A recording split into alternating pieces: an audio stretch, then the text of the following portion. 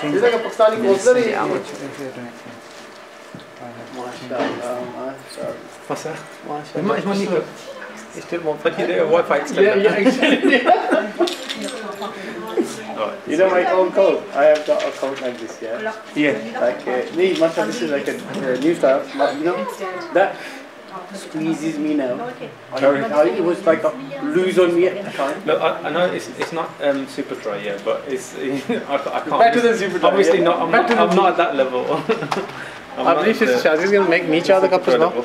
She's, your mom came, yeah? I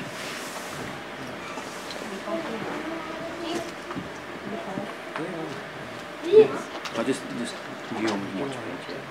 Then copy paste it. And we'll be 5 minutes in.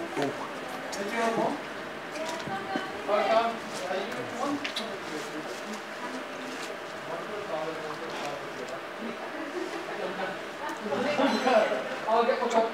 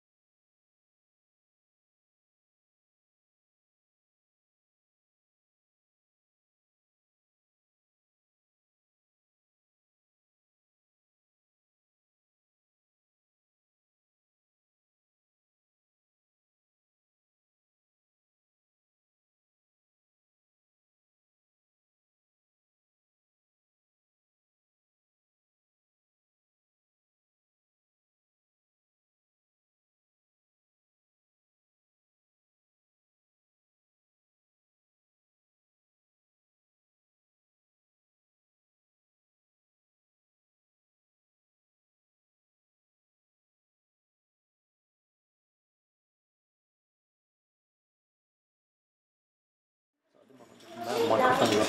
So do it on now. Yeah. What you see is, you know it's working. And then what you do is.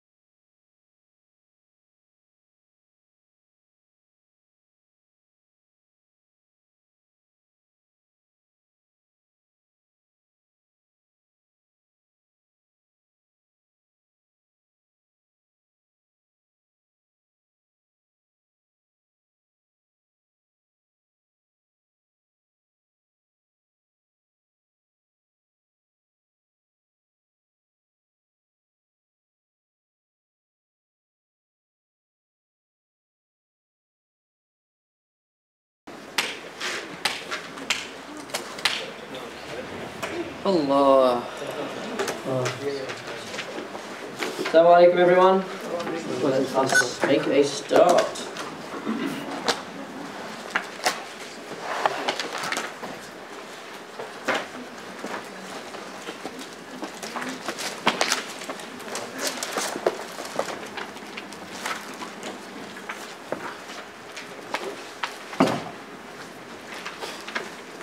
Alhamdulillah wa salatu wa salamu ala rasulillahi wa ala alihi wa sahbihi wa man wala.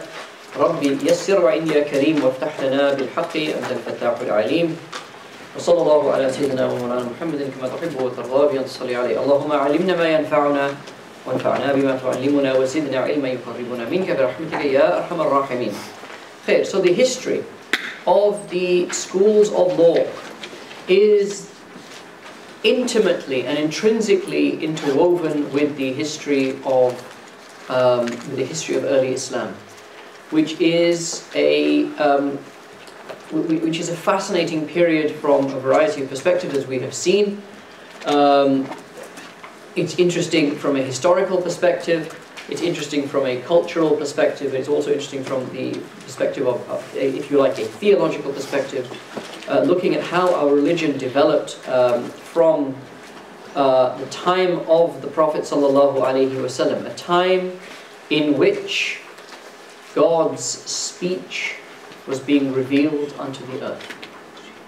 An utterly unique moment in history when the final revelation was descending on the heart of the Prophet ﷺ, when archangels walked the earth, to a period where this new religion of Islam and the Bedouin Arabs, or the Arabs of the Arabian Peninsula that is united, were energized and swept out of the Arabian Peninsula into, conquering two great civilizations and many other kingdoms along the way. Through the period of the settling and stabilization, this new faith finding its feet, having to deal with new matters at all times, every different time. We've looked at the administrative issues that, that Muslims came face to face with, cultural issues. We've looked at questions about the preservation, and what we've been focusing on really is the preservation of Islam in this very, very new context. Islam at the year, in the 10th year after the Hijrah, the situation of Islam in the 10th year after the Hijrah, the situation of Islam in the 50th year after the Hijrah, the situation of Islam in the 100th year after the Hijrah were very, very different from each other. Right? Very different from each other. And how an ideology or a religion or a system of thought copes with these very, very different circumstances and situations is always intriguing historically. And although much of our history is very well authenticated, much of Muslim history is also, there's an element of mythologization of our history, but the truth is always more interesting and more wonderful than the myth, because once you have left the time of the Prophet ﷺ, the religion is carried forward by people. It's carried forward by the Sahaba, yes, but the Sahaba were not divinely protected from error. The Sahaba had to face challenges. The Sahaba had to continuously conquer their own nafs. Those that they encountered, the Tabi'een, had to do the same things. And there were lots of challenges. And last week we took a look at things like forgery, which was a wide-scale problem in this early period, and how that challenge was risen to. How you start to find, and coming back more to our topic, which is the development of the schools of law, how you begin to find communities of scholars coalescing. And these communities of scholars coalesce in great centers of the Muslim world, Kufa and Basra and Damascus Alexandria, Medina, Mecca, and so forth. And you also start to see the phenomenon of traveling, what's called the rihla, the sacred journey, where you travel to, what you have, despite all the political turmoil, the various bits and bobs of political turmoil that was going on, what you have is a safe environment for travel. So people are traveling. There's lots of travel now.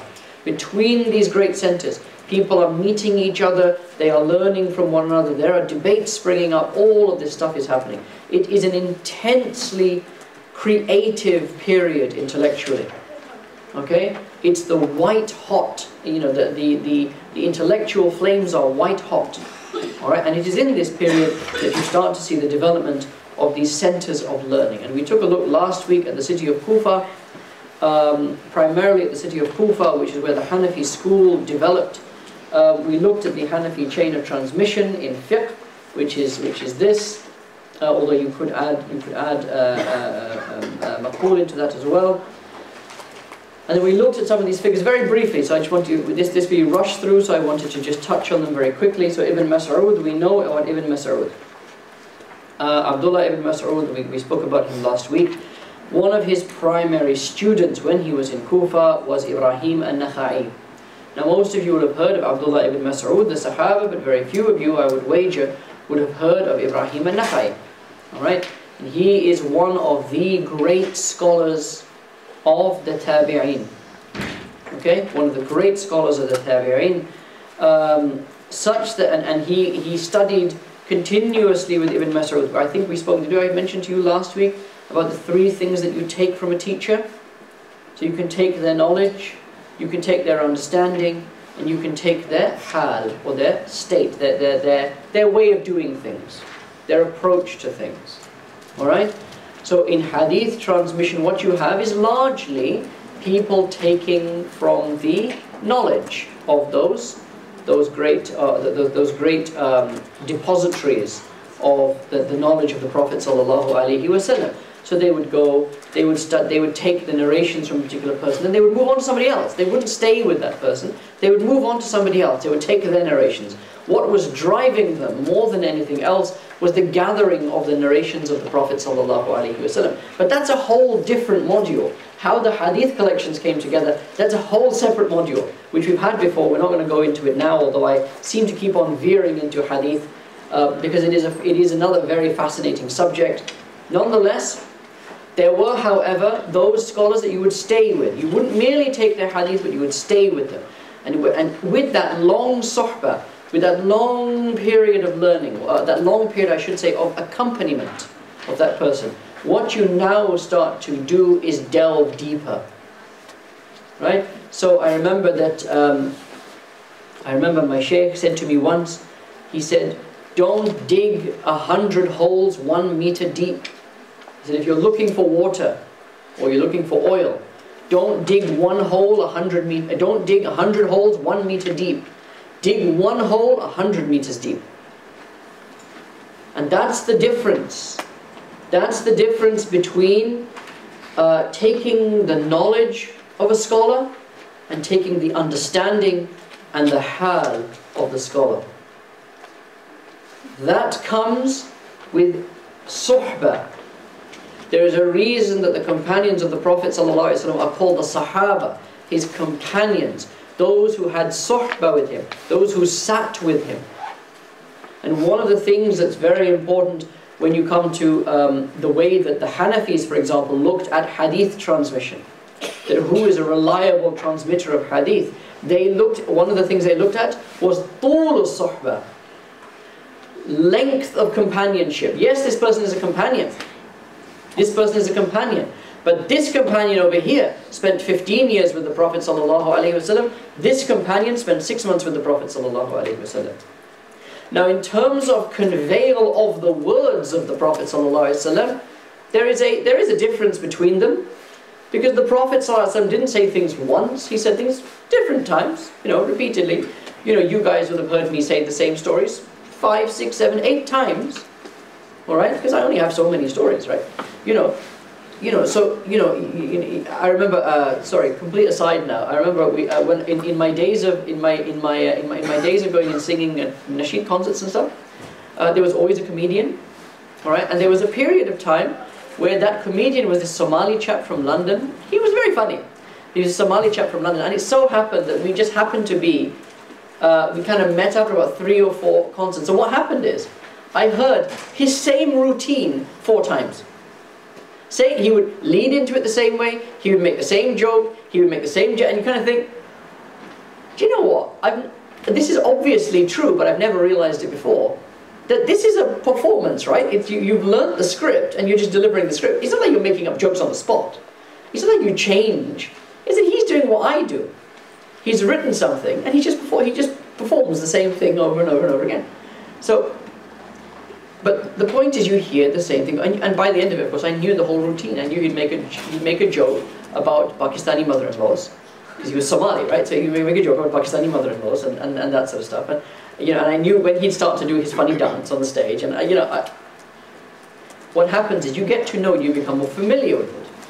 However, that's in terms. So the Prophet ﷺ would have mentioned from the ridiculous and sublime now, but the Prophet ﷺ would have mentioned a particular thing, maybe repeated times. So the difference between somebody who heard the Prophet ﷺ say it once, and the person who heard the Prophet ﷺ say that same thing maybe 3 times or 4 times, might be that they remember it better, but not necessarily.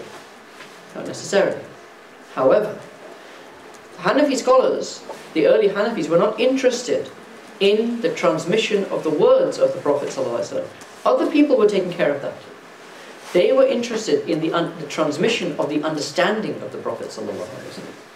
And if what you are interested in is understanding, not merely words, but understanding, then what you require is a long time with that person.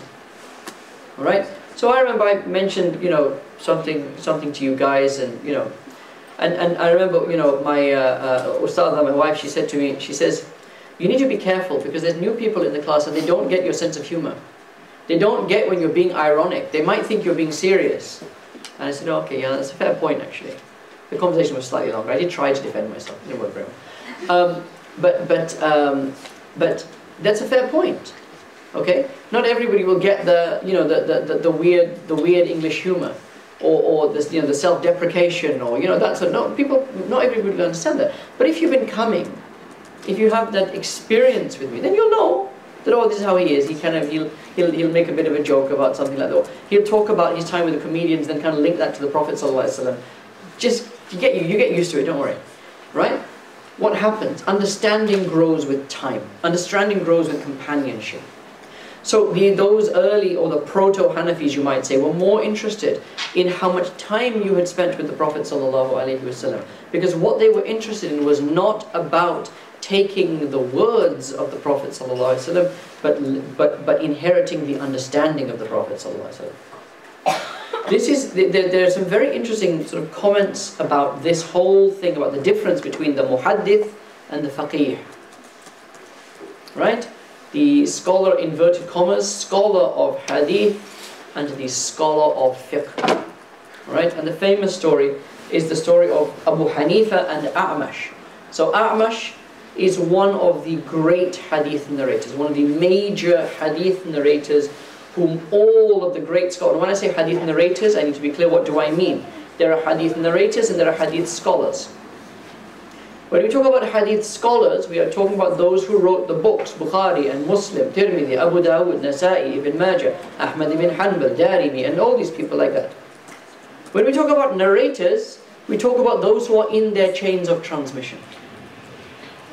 Those who are in their chains of transmission. And one of the most famous, there are about 6 of them, they are called Madarul Hadith. Okay? These are the pillars around which the narration of hadith revolves. 6 of the tabi'in. Zuhri is one of them, Ma'mar is one of them, and A'mash is one of them. Okay? There are others, we don't need to go into them now. But, so A'mash, great hadith scholar. Hadith narrator. Alright? Many people take from A'mash. He has lots of, he in his youth traveled around, he took hadith from many different scholars. Now in his older life, many people come to him. He is famous. You would go on pilgrimage to see A'mash, inverted commas. You would go to visit A'mash to take his hadith. That is a trip worth taking. It's like going to Egypt to see the pyramids. You know, you can't go to Egypt and not see the pyramids. In fact, if you're going to Egypt, you're probably going to see the pyramids, right? If you're going to where A'mash is, if you're going to where he is, you're going to take his hadith. That's where you're going. It's worth the trip just to do that. So many people would come to A'mash, and one of them was Abu Hanifa. One of them was Abu Hanifa, and Abu Hanifa takes his hadith from the Prophet. Now, it so happens that Abu Hanifa is a youngish, A'mash is older, alright? So it so happens that at one point there are some ladies that come to A'mash and they ask him for a fiqh ruling. It's something to do with menstruation or their periods or what have you, and they ask him this question. And he says, I do not know a hadith about this. I do not know a hadith about this. Anyhow, they go away. Later on they come back and they say to A'mash, oh, we got our answer. And he said, who gave you the answer? And say, oh, Nu'man ibn Thabit, Abu Hanifa. Right? Now A'mash gets upset. He says, what's this now? Right? So he goes, because he says, I know all the hadith, where are you giving an answer from? He goes to Abu Hanifa, or he summons Abu Hanifa into his presence. Abu Hanifa goes, and he says, I heard that you gave these ladies the answers to these questions. Where did you get these answers from? Now, important point here. The question is important. The question is important. What was A'mash's response to, oh A'mash, what do I do about this situation? His response was, I do not know a hadith about it. I do not know a hadith about it. Okay? He didn't say, well, based on all the knowledge that I have, the answer is probably this. He said, I don't know a hadith about it. So what is A'mash doing? If you remember, we go back to the process of fiqh, when the Prophet ﷺ sent Mu'adh ibn Jabal to Yemen. And he says, Ya Mu'adh, كيف حكمت ya Mu'adh? How will you judge, O Mu'adh? Or كيف تحكم ya Mu'adh? How will you judge the people? And Mu'adh said, بكتاب الله, by the book of Allah. The Prophet ﷺ says, وَإِن لَمْ تَجِدْ, and if you don't find it there, right? If you don't find it there, at which point you need to pause, right? And you say, hang on a second, Ya Rasulullah. Allah says in the Quran that it is تِبْيَانًا لِكُلِّ شَيْءٍ. It is a clear and detailed explanation of everything. There's no such thing as not finding it in the book of Allah. What do you mean you couldn't find it in the book of Allah? Why was the response of the Prophet ﷺ not, there's no such thing as not finding it in the book of Allah? Because Allah has said the Quran is تِبْيَانًا لِكُلِّ شَيْءٍ. It's an explanation of all things. But he doesn't say that. He says, Ya Mu'adh, if you can't find it there, what happens then? Is it in the Quran? Yes. But it's buried. But it's buried. It's under the soil. You need to dig a well to get to it. You need to dig a well to get to it. Alright? So then Mu'adh ibn Jabal says, فَبِسُنَّةِ رَسُولِهِ صَلَّى اللَّهُ عَلَيْهِ وَسَلَّمَ. Then I will judge by the sunnah of God's Messenger sallallahu alayhi wa sallam. Alright? And Allah has said in the Quran, مَا آتَاكُمُ الرَّسُولُ فَخُذُوهُ وَمَا نَهَاكُمْ عَنْهُ فَانْتَهُوا. What the messenger brings you, take it. What the messenger forbids you from, leave it. Okay? So it's sufficient now, right? The Prophet ﷺ says again, وَإِن لَمْ تَجِدْ. If you don't find it there. Right? Now, this is an important point. The difference between Quran and Sunnah is between two different types of revelation. What if you can't find it in revelation at all? The Quran is still تِبْيَانًا لِكُلِّ شَيْءٍ, mind you. It's still an explanation for all things. The Hadith is the explanation of the Quran. So what do you mean you can't find it? But yet what we've seen is in this course of these few weeks, we've seen the Sahaba being faced with situations that they had not encountered before, for which there was no explicit revelatory guidance. Now what do you do? And then Mu'adh ibn Jabal says, ثُمَّ أَجْتَهِدُ. Then I will do ijtihad. Then I will do my best. And remember, the word ijtihad, when Mu'adh ibn Jabal, in the time of the Prophet ﷺ, is using it, does not mean what we take it to mean 1400 years later. The word ijtahada yajtahidu means to work hard, to strive, to struggle and to do your best. Then, Ya Rasulullah, I will do my best. If I can't find one of your wells, the wells that you have dug, or the mine shafts that you have dug to bring out the pearls, the corals, the gems, the water from the earth of the Quran, if I can't find one of those, I will dig my own well and see what I find. And I can't dig it as well as you can dig it, and I can't make that mine shaft the way you made it, but I can do what I can do because you, Ya Rasulullah, have given me a spade. You dug the well, but you've given me a spade. I can dig. If I said to you, if you were in the middle of a desert and I brought you to a walled oasis, I brought you to a walled garden in the middle of the desert, and I said, go for it. Now, one thing you wouldn't do is say, nah, I'm going to go into the desert. I'll take my chances with the desert. You'll say, oh, thank you very much, I will go into the garden. You will take what you can from the garden. You say, oh, but there's no water in the garden. I said, no. See the well? There's the well. Use the well to get the water. The water's right underneath. You can't reach it, but so I've made this well for you. Use this well. Okay? But what if for whatever reason you can't get to the well? Or if the well doesn't provide that, what do you need? I said, don't worry. Here is a spade. Here are some tools. You can use this to dig yourself and look for it. Here's where you would look, and now you can dig and try to find it. What is that? The garden is the Quran. The well is the Sunnah of the Prophet ﷺ. The spade are the implements of ijtihad. And you see the Sahaba doing this. You see, for example, Uthman ibn Affan bringing the Quran together and taking an extraordinary decision. An extraordinary decision. That the Quran that had previously, it had been possible to recite it in any of the dialects of the Arabs. Uthman radiallahu anhu says, it can no longer be recited in any dialect other than the dialect of the Quraysh, other than the dialect in which it was revealed. What do I mean by dialect? So very briefly, there are dialects of Arabic where a lam, you know, al, so alif lam, the lam of alif lam is pronounced as mim. So you don't say al-kitab, you say am-kitab. Yeah, you don't say al-jannah, you say am-jannah.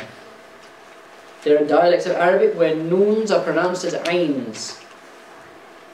There are dialects of Arabic where qafs are pronounced as g. If you hear people like, for example, Habib Umar or Habib Ali Jifri speaking, you will find that they will talk about the galb. Not the qalb, but the galb. Alright? So these are different ways of pronouncing Arabic. Alright? There are other differences as well. Right? There are sometimes exact synonyms of words, and so forth. Right? So there are all of these sorts of differences that existed and it was fine because everybody understood it, because Arabic is Arabic. Same language, but different dialects. Everyone understood. If you hear, you know, if you've lived your whole life in this country and you hear someone speaking in a weirdo Yorkshire accent, right, or a Mancunian accent, or whatever it happens to be, yeah, you'll understand it. You'll understand it because you've been around that. You know, that's just if a foreigner comes, they'll be like, what's this? This is like a completely different language. Okay? Did I ever tell you guys about the time I went up to Newcastle? I did some work in Newcastle. Yeah? And I needed a translator. Seriously, the guys I was talking to had such thick Geordie accents that I actually could not understand what they were saying, and I needed the nurse to translate it into like proper English. Yeah? Because I wasn't used to it, but if you're used to it, it's fine. Okay? If you're just in that Arab environment of the Arabian Peninsula, it's fine. Everyone comes to Mecca, everyone, you know, you can figure out what everyone means. And the Prophet ﷺ allowed that. Imagine if I told you now, when you read in your next prayer, every lam, every alif, not just lam, but alif lam, so al something, every al, you got to pronounce it as am. Imagine how stressful that would be. You imagine how stressful it would be to actually do it. Yeah? So the Prophet said, you do it in your own dialect. Uthman takes this momentous decision. He's backed by the Sahaba, right? He's backed by, there's an ijma', or at least a near ijma' of the Sahaba on this, that no, it can only be in the Qurayshi dialect, the way that we recite it now. Okay? That's a major decision. It is not, he is removing a dispensation that is prophetic. The Prophet ﷺ allowed it. The Prophet ﷺ allowed it. So how does Uthman radiallahu anhu and the Sahaba say, no, you can't do this anymore? The Prophet ﷺ allowed it, but we're saying you can't do it. How? How is that possible? مَا آتَاكُمُ الرَّسُولُ فَخُذُوهُ. Whatever the Prophet ﷺ brings you, take it. So he said, yes, read whatever dialect you want. So how can the Sahaba say, no, you can't do that anymore? Why? Because the situation has changed. You now don't just have that nice little cozy group of Arabs, all of whom know Arabic and are comfortable with different dialects being spoken. Now what you have is Islam spreading into lands where Arabic is not spoken. Okay? Where Arabic is a completely foreign language. Where Greek is the language that is spoken. Where Persian is the language that is, if you're being technical, then Pahlavi is the language that is spoken. Yeah? Now what? Well, now when those people are hearing the Quran being recited, if you read قُلْ يَا أَيُّهَا الْكَافِرُونَ, okay, and I'm not saying this is how it was done, but if you imagine, if somebody was saying قُلْ يَا, you see, it seems difficult for me, قُلْ يَا أَيُّهَا الْكَافِرُونَ, yeah, as opposed to قُلْ يَا أَيُّهَا الْكَافِرُونَ. Allahu Akbar, Allahu Akbar, لا قعبد ما تقبضون. Okay? Dialects, very, very difficult. People are getting confused. They do not know how to recite the Quran. Non-Arabs have got no idea. They're getting completely confused. So, this decision is based on what? This decision is based on ijtihad. There is nothing here explicitly in the garden. There is nothing that is being drawn out from the well. So what do? The Prophet ﷺ has given us the tools and the implements. We will dig at this spot here to see what we find. Yeah? What is the proof, the evidence that Uthman why do I keep saying Uthman alayhi salam? I don't know. Uthman radiallahu anhu, what is the proof that he uses? Where does he start to dig? Where in the garden of the Quran does he start to dig? He digs at وَالْفِتْنَةُ أَشَدُّ مِنَ الْقَتْلِ. Fitna is worse than killing. And he said, this is fitna. And it is the worst thing that you can have. That people are confused about the Quran, about God's word. And we need to stop this. And this is how we stop it. This is an ijtihad of the third Khalif. Ijtihad of the third Khalif of Islam. Of one of the great Sahaba. Of one of the first Muslim people to enter into Islam. Of someone who had spent decades with the Prophet ﷺ, who married two of the daughters of the Prophet ﷺ, married two of the daughters of the Prophet ﷺ. This is long companionship. And what long companionship does is give you understanding. It teaches you how to dig the well. It teaches you how to dig the well. Those Sahaba were there when the Prophet ﷺ dug the well. They saw how he dug the well, and they learned how to dig their own. And those who spent a long time, there's only those few companions, and those few companions, those who spent a long time with those few companions, also learned how to dig a well. How to extract meanings from the Quran and Sunnah. How to do istinbat. Ibrahim al-Nakha'i learned this because he spent something of the order of 20 years with Ibn Mas'ud. Hamad ibn Abi Sulaiman spent years with Ibrahim al-Nakha'i learning this. And Abu Hanifa spent years with Hamad ibn Abi Sulaiman learning how to do this. When we come back, inshallah, we'll take it from there. Sallallahu ala sayyidina Muhammad wa alihi wa sahbihi wa sallam tasleema walhamdulillahi rabbil alameen. Please, let's go to namaz and then have a break now, then we'll carry on straight from there.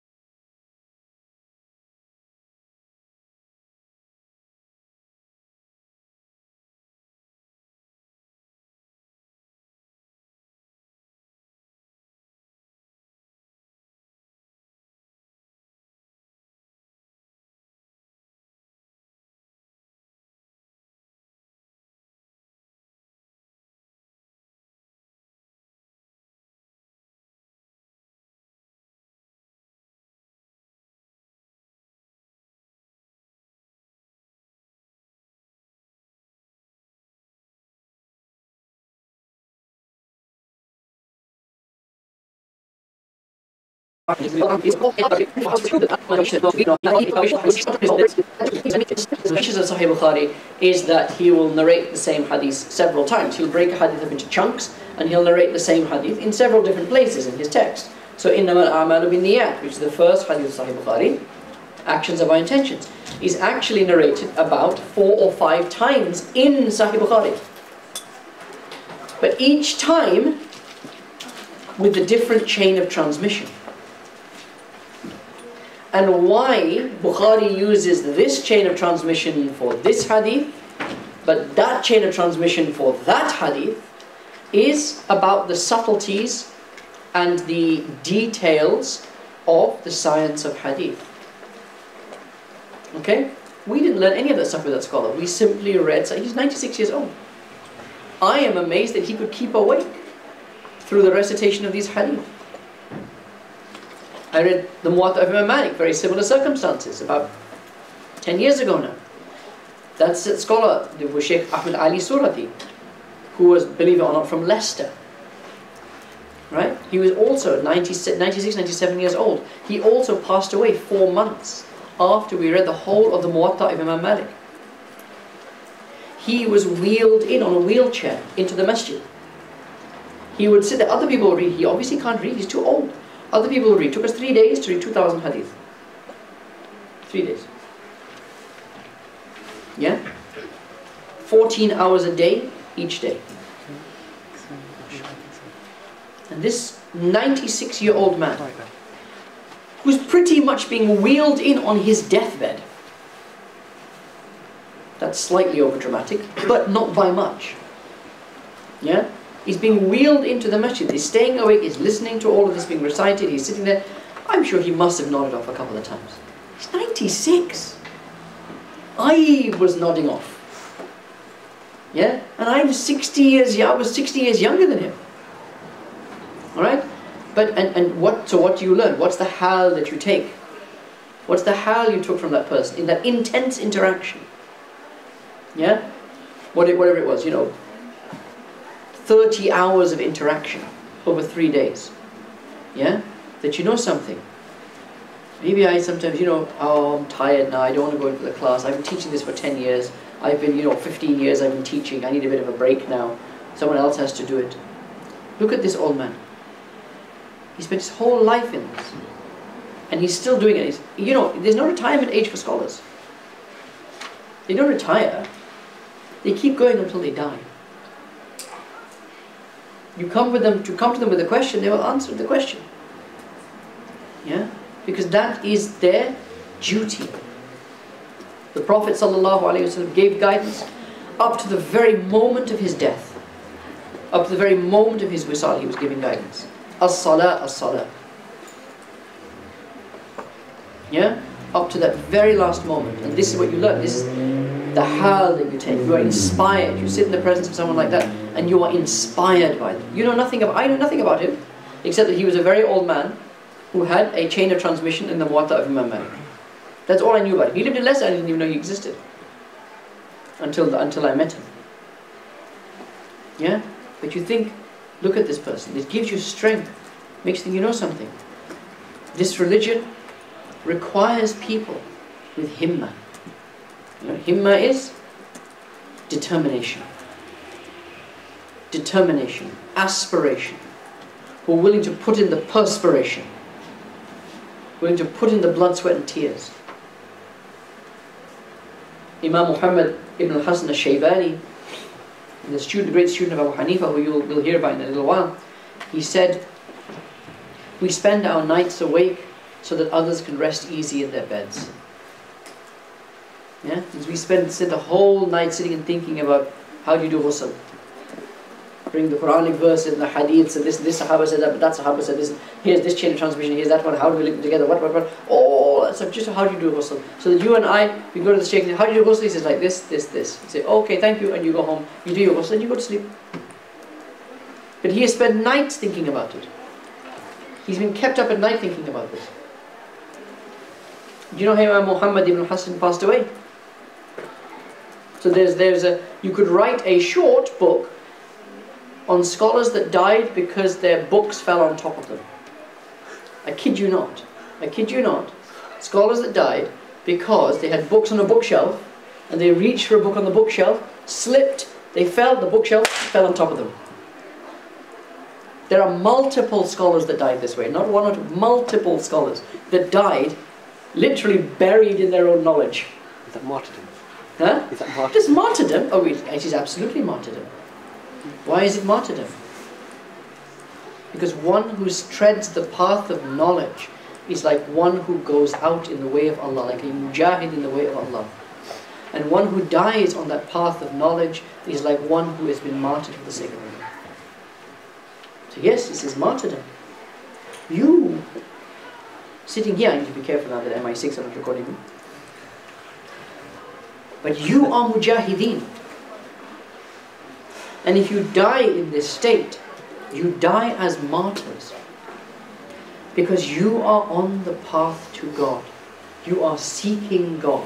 And that is jihad fi sabilillah. The sacred struggle.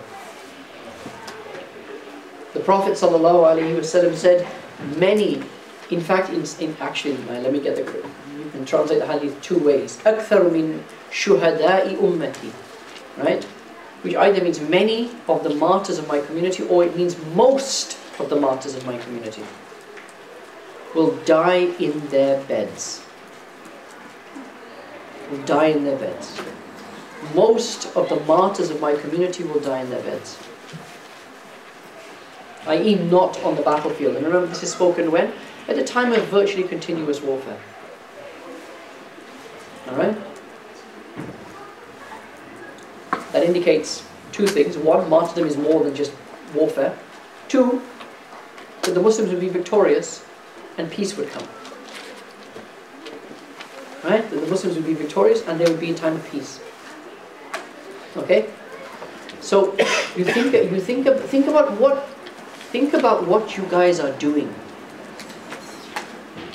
Think about that old sheikh, those two old sheikhs, both of whom were very, very sick. The first one, we read Sahih Bukhari with him, it got postponed twice because he was really ill.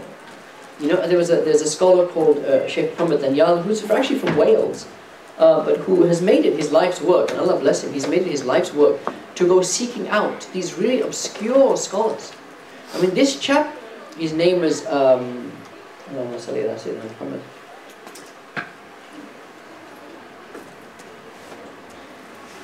his name was Sheikh Rahmati. It was Sheikh Abdul Rahman Rahmati. Okay, Sheikh Abdul Rahman Rahmati. This guy found him in just some random village in India. He just tracked him down to some random village in India. He wasn't in some big university, in some big Darul Uloom. He was just living, his children were there, his grandchildren were there. He was just, that's how he was. People would come to him, but hardly anyone knew him. He was very ill. As you can imagine, which 96-year-old is not going to be very ill? He was very, very ill, very sickly. Okay, we sometimes had to stop the sessions because he had to be taken sometimes to hospital. Okay? But look at how he dies. Narrating hadith to yet another generation, preserving the deen of the Prophet ﷺ to yet another generation. There is a 14 or 15-year-old girl sitting there, taking this knowledge from him, as well as whoever else was there. Do you know how many people were in the gathering? Taking knowledge is this one of the highest chain of Sahih Bukhari perhaps in the world. In the world. Do you know how many people took it from him? 15. 15 people. The happy few. Yeah? But this is, what are those 15 people carrying with them? They are carrying with them something unique. They are carrying a chain that otherwise would have ceased to exist. However, we didn't learn, what were we taking? We were taking fruits from the garden. We were taking water from the well, but we weren't learning how to dig a well. We weren't being given a spade. We were being taught, we were taking fruit from the garden. A hadith chain can be very short. Between me and the Prophet ﷺ, there are 23 links. Over 1400 years. 23 links between me and the Prophet ﷺ over 1400 years. What's that? It's about 70 years per link. There and thereabouts. Maybe 60. 60 years per link. Okay? In my chain of transmission in fiqh, the person I've learned the most fiqh from, Shaykh Faraz Rabbani.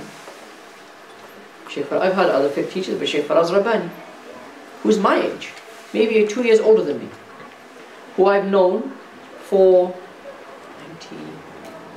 98, yeah, 20 years. 20 years I've been pestering him with questions about fiqh. Or more latterly, we discuss things. Yeah? What have I taken over the 20 years? I didn't just read a book with him and move on to another teacher. I stayed. What have I taken from that person? Yeah? A lot of the stuff you do in PTS is things that I learned with him. Things that I first studied with him. Right? But we've had that long period of time. I've seen in that period of time how he deals with things. How he approaches questions. Yeah? How one of the things, for example, he said, is never close a door without opening a better door for someone. Yeah? You know, can I do this? No. Someone asked me, can I play with can I use those, what is it? Arcade machines? Yeah? Can I go on an arcade machine? You know? And I'm thinking, well, which arcade machine are you talking about now, right? You know, if you mean like Street Fighter or something, then yeah, it's a waste of time, but you know, yeah, it's halal. He said, no, the ones where you put the coin in and you get the coin goes down and then it hits the thing and then there's all the other coins piled up and it knocks the coin and hopefully some of the money falls out and what have you. And I said, probably best to stay away from those ones. But if you mean, you know, go and play a racing game, yeah, you can do that. So what's that? That's the same principle in operation. Don't close a door without opening another one. Yeah? And not everyone is like that. Some people will just close the door. Because they've been asked. They haven't been asked, what should I do? They've been asked, can I do this? No. No. If you have another question, ask it. But the answer to your question is no. Alright? Now what happens here? Yeah? This is a different approach. A different approach to things. So you picked up the approach. How do you go about dealing with differences of opinion? Okay? These are things that you pick up, but you don't pick them up in an intense 3-day session with somebody. You pick them up over years. You pick them up over years. You can take a whole lot of fruit from somebody at one go. But if you want to learn how to dig a well so that the sides don't collapse in, so that you can actually pull the water out and it's not muddy, you know where to go and dig so you don't end up wasting your time digging in the wrong place. You know how deep to go. You know how not to throw your back out while you're doing it. All of these things this is an apprenticeship. It takes time. It takes companionship. It takes questions and answers and years and years and years. So where my chain of transmission in hadith might be 20 long or 23 long, my chain of transmission in fiqh is maybe 40 or 50 long. Right? You're looking in fiqh for a long chain of transmission with lots of people in between. Why? Because what that means is that each person spent a long time with the person they've taken from. Sometimes people will come and give you a chain of transmission in fiqh and it's 30 links long and you think there's a problem here. Some people say, oh mashallah, it's so short. There's a big problem here. Because each person hasn't spent long enough with the other person to pick up the skills. I showed you this is Abu Hanifa. You can probably add one more into that. 5 between Abu Hanifa and the Prophet, or 4 people, 3 and then one more I said between Abu Hanifa and the Prophet sallallahu alaihi wasallam. Yeah? Abu Hanifa's chain of transmission in hadith. How many between Abu Hanifa and the Prophet sallallahu alaihi wasallam in hadith? In some cases 1. Abu Hanifa narrates from Anas ibn Malik that the Prophet ﷺ said this. 1. Why? Because in hadith, you're not there to gain, you're not there to learn how to dig a well, you're there for the fruit. You're there for the water. So, Anas ibn Malik at the age of 90 can narrate a hadith to Abu Hanifa at the age of 10. It's fine. But Abu Hanifa cannot learn the fiqh of Anas ibn Malik. That's impossible. At that age and that amount of time, impossible. Abu Hanifa, no. Abu Hanifa spends 20 years with Hammad, who spent 20 years, or who spent maybe 10 years with Ibrahim Nakhai, but maybe 20 years with one of his students, one of his major students, who spent 20 years with Ibn Mas'ud, who spent 20 years with the Messenger of God. And that's a chain of transmission in fiqh. So what we're going to do now, I know there's a question, we'll come to it. What we're going to do now is look, now we've looked at the history, now we're up to around about 150 years after the Hijrah, we're going to look at the 4 schools. We're going to look at the 4 schools. Was there a question? Someone had a question? Ubaidul had a question, and then, yeah. And then Norman, yeah. When you search for Abu Hanifa and beating people, you get loads of criticism, mainly from our Salafi brothers. They say Abu Hanifa is weak in hadith. They say Abu Hanifa has only narrated about 3 hadiths. They also say Bukhari and Sahih Muslim don't narrate any of the chains from Abu Hanifa. How do we defend this? And I'm allowed the second question. Is the Sahaba that are closest to you are, because the answer to your first question is coming up. So, second question? The Sahaba that's closest to the Prophet, like Abu Bakr, Umar, why have they so, like the hadith they narrated, why is it so small compared to like Abu Hurairah and Aisha? When they have been within the longest in terms of companionship? So, the question, first question is, how do we defend Abu Hanifa from the accusation about being weak in hadith? Question 1. Question 2, how come the Sahaba that were closest to the Prophet ﷺ actually narrate the least hadith from him? 2 very good questions. Someone like to answer the second? Oh, by the way, can you see how closely entwined these 2 subjects are? Every time we start to talk about fiqh, we end up talking about hadith. Because the processes mirror each other. But there are some very important distinctions. The most important distinction is what I've been talking about so far. Is the difference between taking... Second question again. Okay. So the most important difference between hadith and fiqh is what I've been talking about so far. Which is that the transmission of hadith is about taking the fruit. But the transmission of fiqh is about learning how to dig the well. That's the most important difference. One requires meeting and verification. The other requires companionship. Okay? The second question was, how come those who knew the Prophet for the longest, in many cases, do not relate so many hadith from the Prophet? Like Abu Bakr and Umar and Uthman. And why don't they narrate hadith from the Prophet? They were afraid of making mistakes. So, afraid of making mistakes. I see you. Anyone give me an advance on afraid of making mistakes?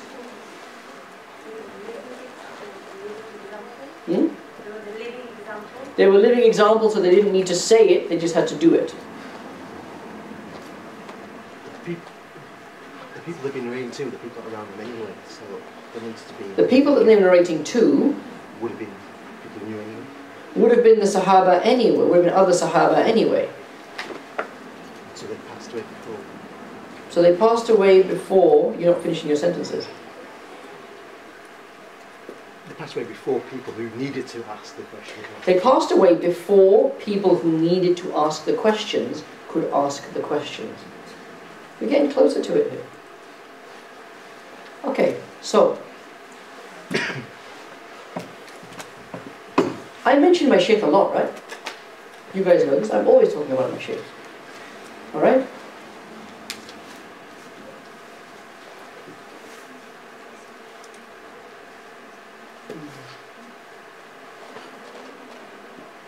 And not a single one of you here has met my shaykh.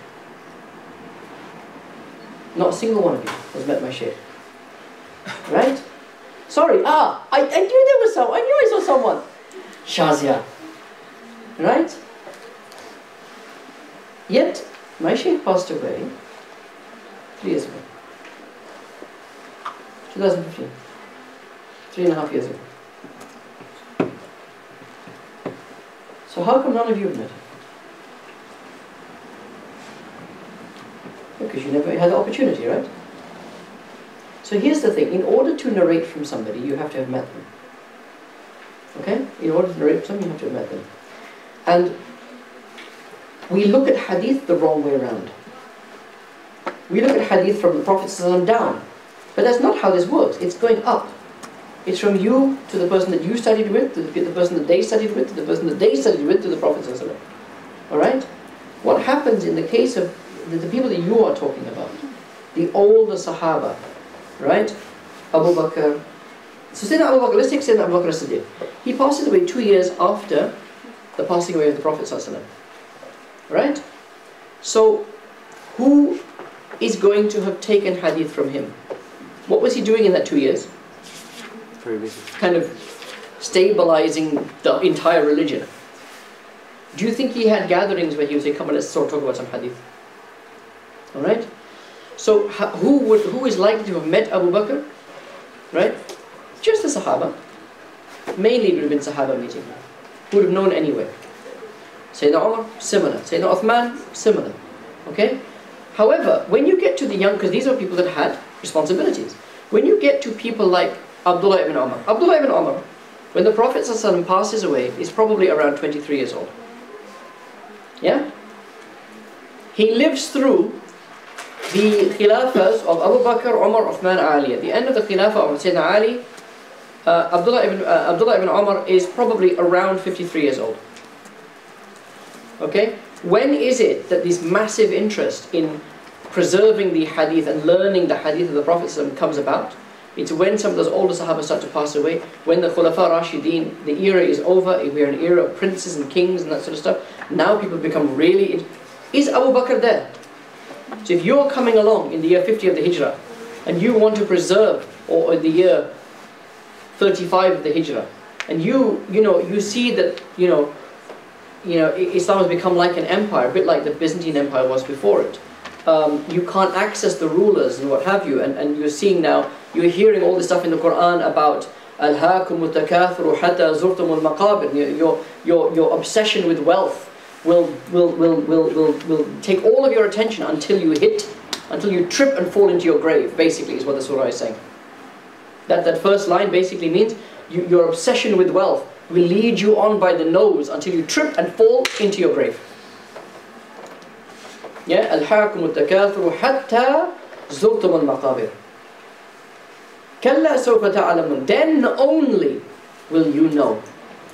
Thumma kalla sawfa ta'lamun. Oh, indeed, only then will you realize. Okay?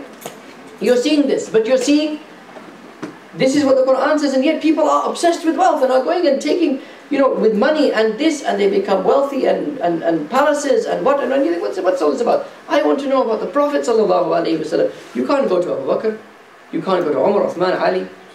Who can you go to? You can go to Abdullah ibn Umar.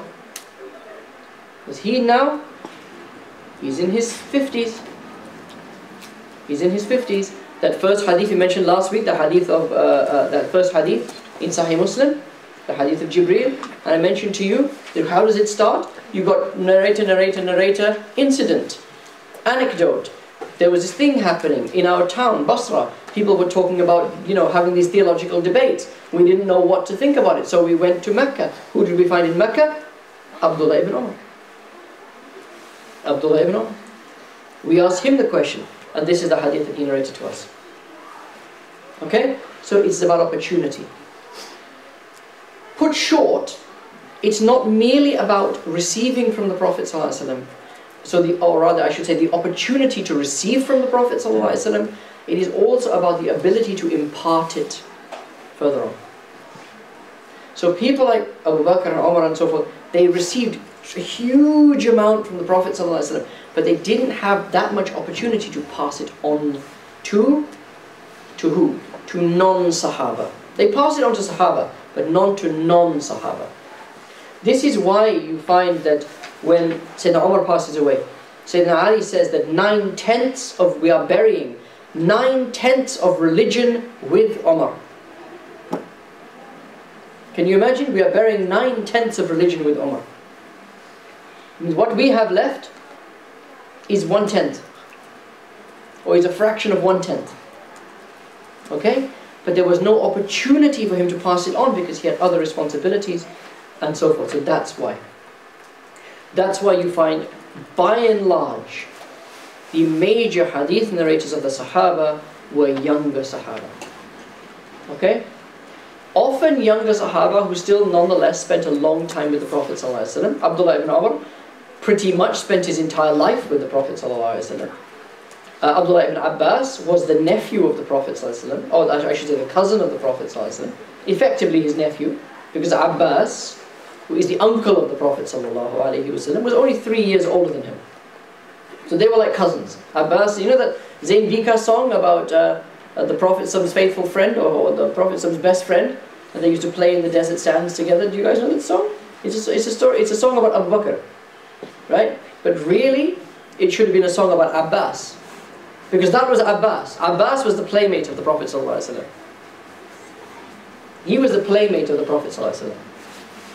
He only actually converted after the Battle of Badr. But even before that, he was the defender of the Prophet ﷺ. He is the one who accompanies the Prophet ﷺ when the Medinans come to pledge their allegiance, what's called Bay'atul Aqaba. When the Medinans come to pledge their allegiance to the Prophet ﷺ, he is the one who goes with the Prophet ﷺ to meet with them. And he says to them, "Oh, Banu Aus and Khazraj, this is my nephew. This is my family. And I will give my life for him." That's not presented. I don't believe in the thing that he's saying at this point. I don't believe in the message, but I will give my life for him. Because he is my beloved, and I am handing him over to your care. You better make sure you take care of him. Yeah? That's Abbas. And Abdullah ibn Abbas, his son, spent years with the Prophet but was a young man, and that's the difference. So there's the opportunity to receive and the opportunity to impart. Okay? And that's the answer to the second question. First question, we're going to come to it now. Let's move on, guys. Right. Oh, sorry, you had a question? My question is about transmission of understanding. On the slide for Imam Abu Hanifa's chain of transmission. So probably you've mentioned about how the Prophet had kind of taught the Sahabas, and then obviously they tried to explain things, tried to let them lead the situations. So my question is about what happened from the Sahaba to the Imam Abu Hanifa's time. So was there any formal way of transmitting that understanding, or was that just because of the Sahaba? So is that how is kind of transmitted across from all those chains? Right, so that's what I think we had started to take a look at some of that stuff previously, but yes, so was there a formal process? No. No. Was there an informal process? Yes. Okay? So, okay, let me rephrase that. Was there a formal process? No, as far as we know. Okay? So there wasn't, you couldn't go to Mufti school in the time of the Prophet ﷺ. Okay? However, what those Sahaba would see is how the Prophet ﷺ, so they would know things like context, when this verse was revealed, or what was the circumstance under which the Prophet ﷺ mentioned this particular statement, or what have you. They would know that stuff. They would see how the Prophet ﷺ would deal with certain questions, when he would be silent and wait for revelation to give an answer, when he would prefer the answer himself. Okay? How he dealt with those sorts of situations. And what you do, this is that granny's recipe thing that I was talking about. It's just by being in the kitchen a lot, you just pick it up. You pick things up slowly, you pick it up slowly but surely. Now that process is absolutely facilitated by having a method. And this is what comes when you get now, what we're going to talk about now. Because why is the Hanafi school, given that Abu Hanifa has this whole chain of transmission, so why is the Hanafi school called the Hanafi school? Why isn't it called the Mas'udi school? Why isn't it the school of Ibn Mas'ud? Why is it not the Nakhai school? The school of Ibrahim al-Nakhai? Why is it the school, the madhab of Abu Hanifa. Because what you're seeing from this is Abu Hanifa or Shafi'i or Malik or Ahmad bin Hanbal.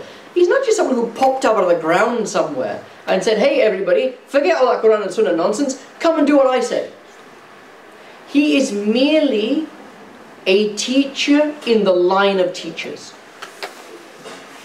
So how come the school is named after him and not those who came after him or those who came before him? And this is about the formalization of the teaching process, which is what we're about to come to now. Does that make sense? Good. So, we'll talk about the Hanafis, Malikis and Shafi'is. We're going in order. Okay, so, this is there'll be a bit of biography, not too much. There are plenty of books on these figures. So Abu Hanifa, Nu'man, Ibn Thabit, Ibn Zuta. Zuta was a Persian, probably a minor aristocrat. Okay? Abu Hanifa's grandfather, probably a minor Persian aristocrat in the Sasanian Empire. Okay? Or maybe a military officer. His name sort of implies that he was that sort of thing. Who converted to Islam during the conquest of Persia. So this is his grandfather, converts to Islam during the conquest of Persia. And his father his father converts with his own father. So Thabit converts along with Zuta. Okay, the family come into Islam. Thabit met, as is very well narrated, he met Sayyidina Ali. Okay, and he engaged with Sayyidina Ali. There were certain questions that he asked him and so forth. Okay, and then you have Nu'man, and Nu'man is this young man, the only non-Arab among the great Imams. So Shafi'i, Malik and Ahmad bin Hanbal were Arabs. Abu Hanifa is a Persian. Okay, he is known as Al-Imam Al-A'zam, right, the greatest Imam. Now, Abu Hanifa, of the four Imams of the madhabs, he is the most senior of them. He is the oldest of the four Imams. What you basically have is that Malik and Abu Hanifa are in the same generation as each other, approximately. Shafi'i and Ahmad bin Hanbal are in the same sort of generation as each other.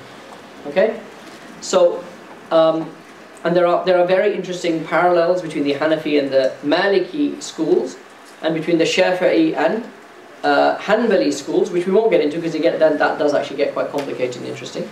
But Abu Hanifa has the distinction of being the only one of the four Imams who met a Sahaba. Okay, so he met Anas ibn Malik, he met Ibn Abi al-Awfa. There is the question about whether he narrated from those Sahaba is an open question, but certainly his father had so Thabit, his father, had religious. He was a student of knowledge. Let's put it that way. What we would now call a student of knowledge. He would go, he would meet scholars, and so forth. He would take his young son with him. So Abu Hanifa got the opportunity to, like his father met Sayyidina Ali. Abu Hanifa obviously did not meet Sayyidina Ali. Abu Hanifa was born in the year 80 of the Hijrah. Bear in mind, Sayyidina Ali passed away in the year 40 of the Hijrah. Okay, so Thabit met Sayyidina Ali when he was a young man, when he was a very young man.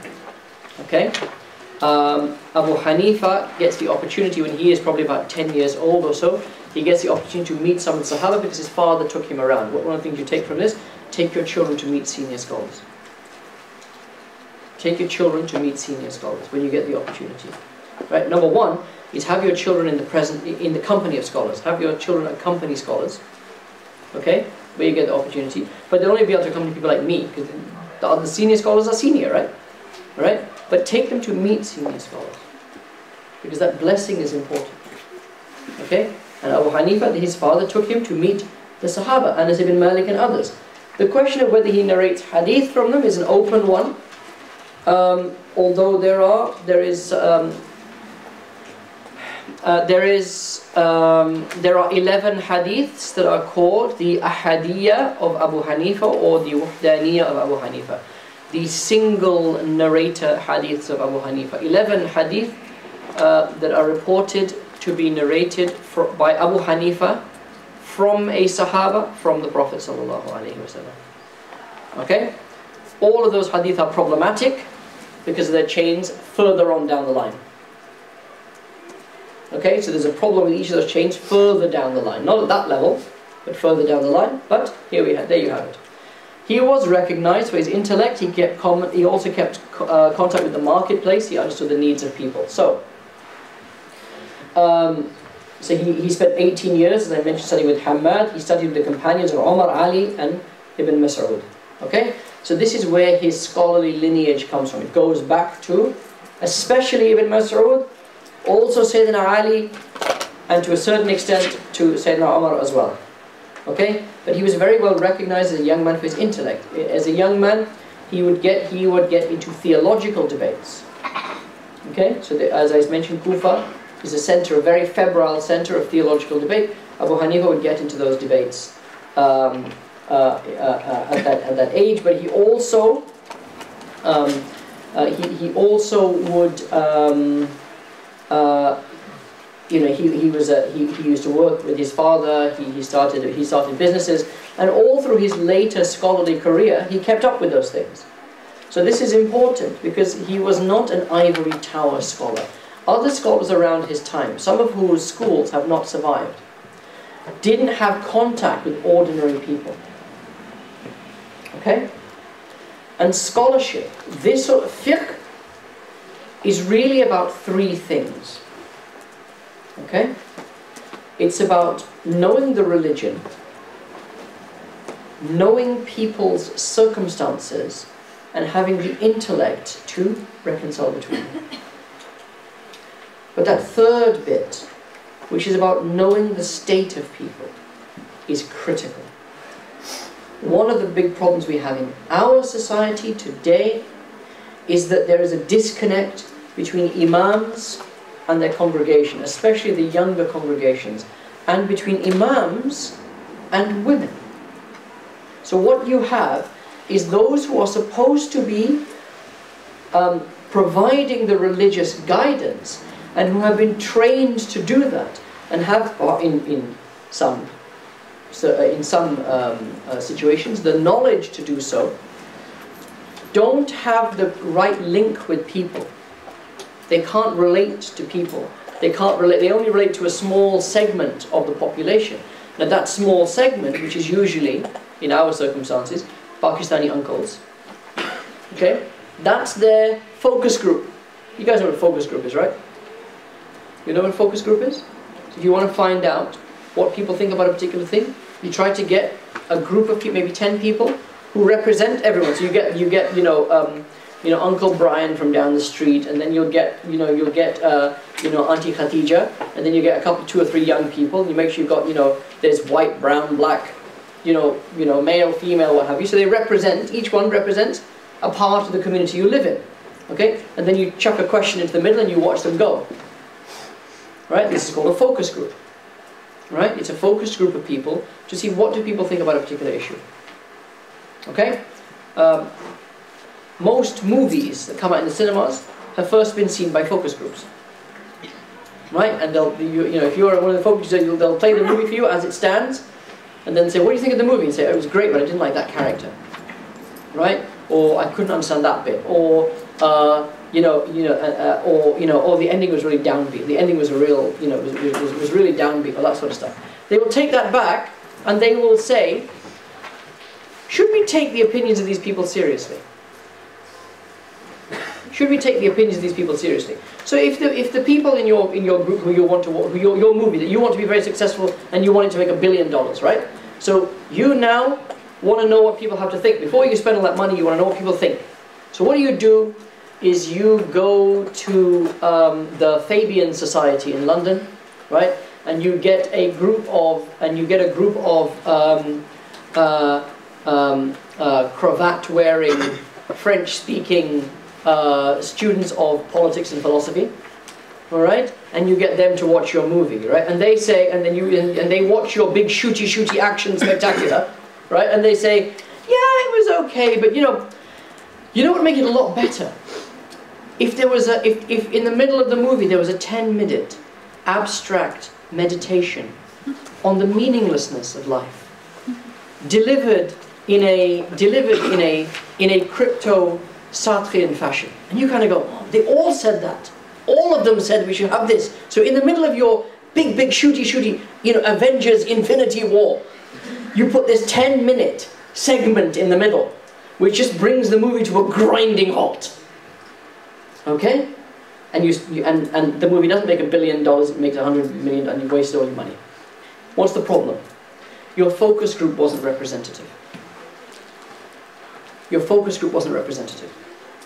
What you need is people who represent the communities that you want.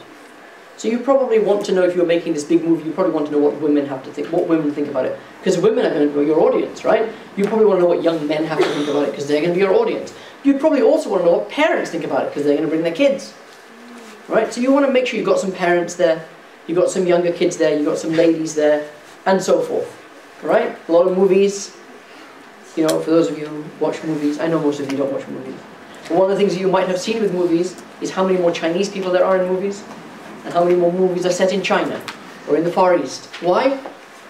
Because focus groups have said that if you want your movie to be successful overseas, right, the big market is China. There's 1 billion people in China. Stick a couple of Chinese actors into the movie, right, and suddenly the Chinese people have an interest in watching your movie, and your sales go up. This is focus groups. The Imam is there in the mosque, and he says, so, what do you think? He calls his focus group together, and he says, what do you think about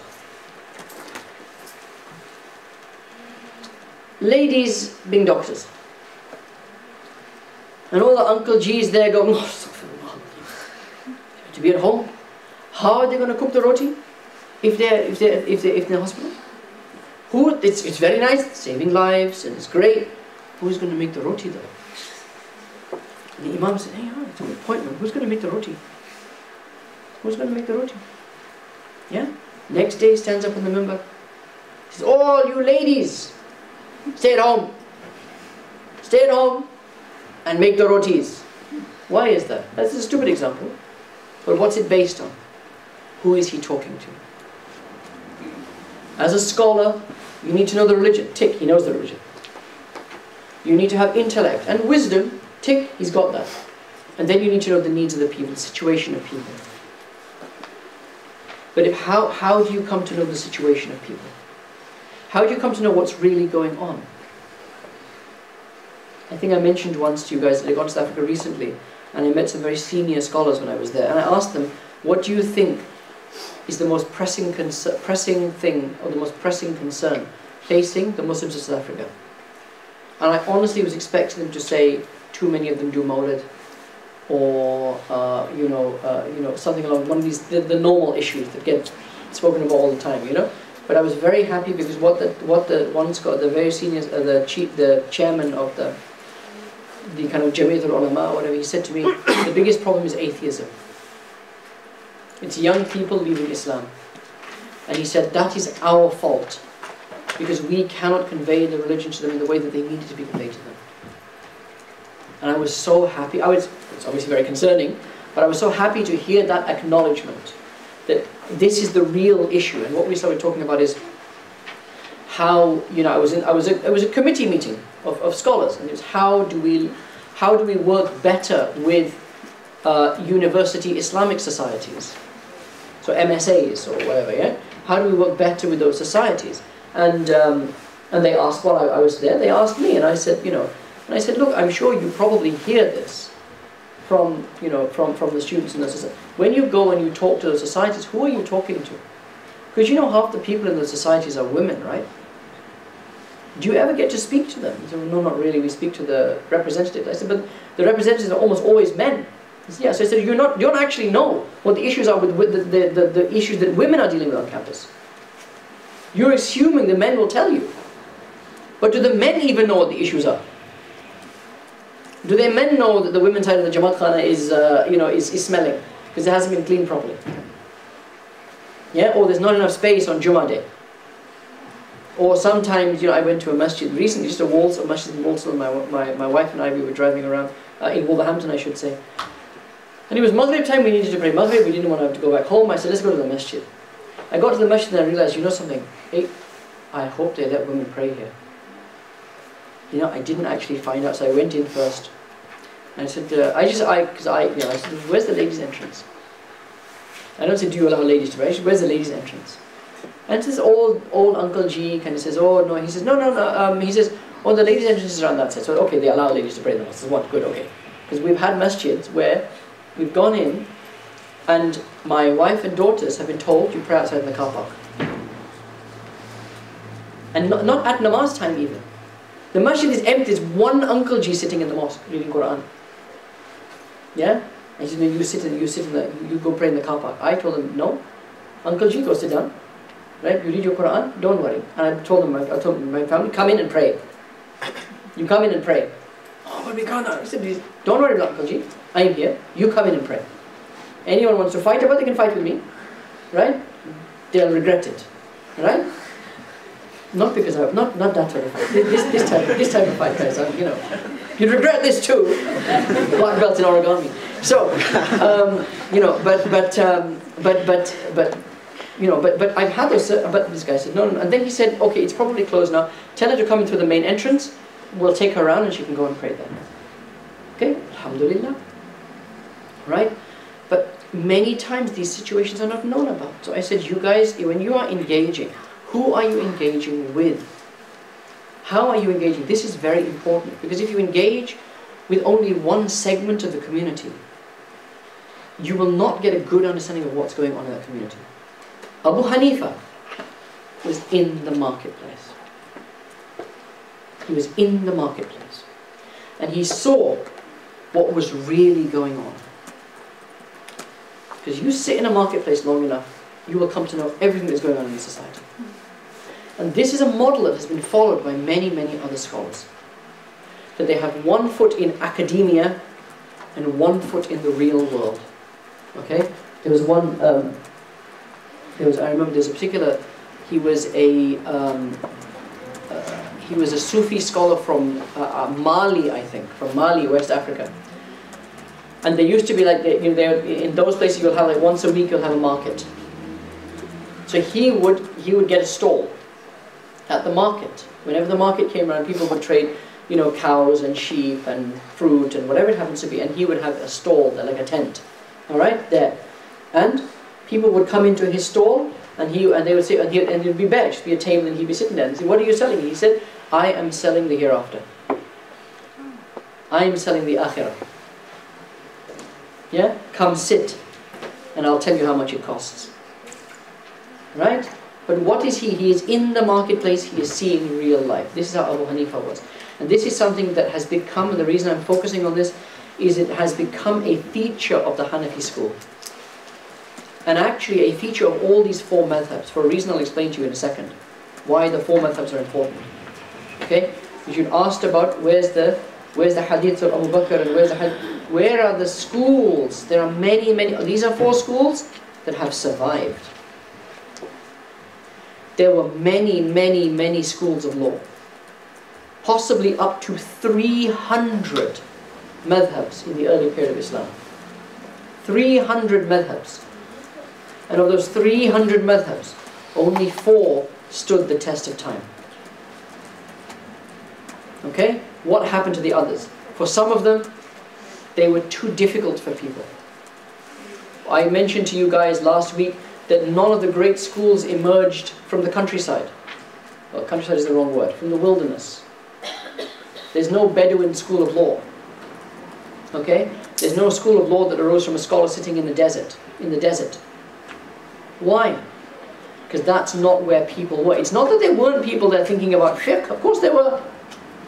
But the fiqh of a desert dweller and the fiqh of an urban dweller are different. The fiqh of the person who has retired from society, who has gone into seclusion, and has retreated from the world, that person's fiqh, that person's idea about what is right and wrong and appropriate and not appropriate. I mentioned to you about arcade games before. Yeah? And why is Sheikh Asim saying that it's okay to play arcade games? Yeah? I mean, ideally you would avoid arcade games. But if you're giving an answer to a 12-year-old, and where would you rather have him put his 10p, well, 10p, I'm joking, I'm sorry, it's not 10p anymore, is it? Put the pound in, right? Would you rather have him put the pound in to FIFA 2018, right? Or put the pound in to a game about gambling? Would you rather him, if he has to play on the Xbox, would you rather him be playing FIFA or Call of Duty? Yeah? It's a case of which, it's not a, yeah, what would you rather have him doing? Give the Xbox away and read Quran. Obviously. But how likely is that? Now that person who has retreated from the world, who has very high standards for themselves, and who's not aware of the situation of people, will obviously have those very high standards for that person too. When you ask that scholar, he'll say, what nonsense arcade games? What nonsense video games? TV? What's a TV? It's the eye of the shaitan. Yeah? Throw your TV out of the top floor window, right? Followed by your Xbox. Open up the Quran and sit and read one juz a day, even if it takes you 2 hours. Yes, that's the right answer. That's the right answer. But how many people are going to follow it? Sometimes what people need is the least wrong answer. They're not ready for the right answer. Give them the least wrong answer. Okay? So this is why the schools that survived were schools that were able to take the ideals of law and relate them to the gritty, grimy reality of life. Okay? And that is exactly how the Prophet ﷺ was. This is the thing. This is the thing. This is how the Prophet ﷺ was. The Prophet ﷺ also compromised. He also understood real people's lives. He was dealing with real people. Rasulullah ﷺ was not dealing with angels. He was dealing with real people. He was dealing with sinners, with thieves and bandits. Right? And people like that. There were things that Medina, for example, was notorious for. Women of loose morals. Notorious. Okay? Some of the Sahaba were people who had buried alive their own children. These are real people who were trapped in their culture-bound lifestyles. Yeah? That had the same pressures of what will people think and what did my ancestors do and all of that stuff. And he brought them out of it, step by step by step. He brought them out of that. He made them see a greater reality. When I would ask my Shaykh, why do you spend so much time with people who only want your help for their marital problems, for their business problems, for all that kind of stuff? And what did he say to me? He said, these are the things that are veiling them from God. This person cannot see God because of their marital problem. Because they're chasing money. I've got to remove that curtain before I can help them see what they need to see. I've got to get rid of they've got excess baggage with them. That's why they can't fly. They're flapping their wings, but their wings have lead weights on them. If I don't deal with those lead weights, how are they going to fly?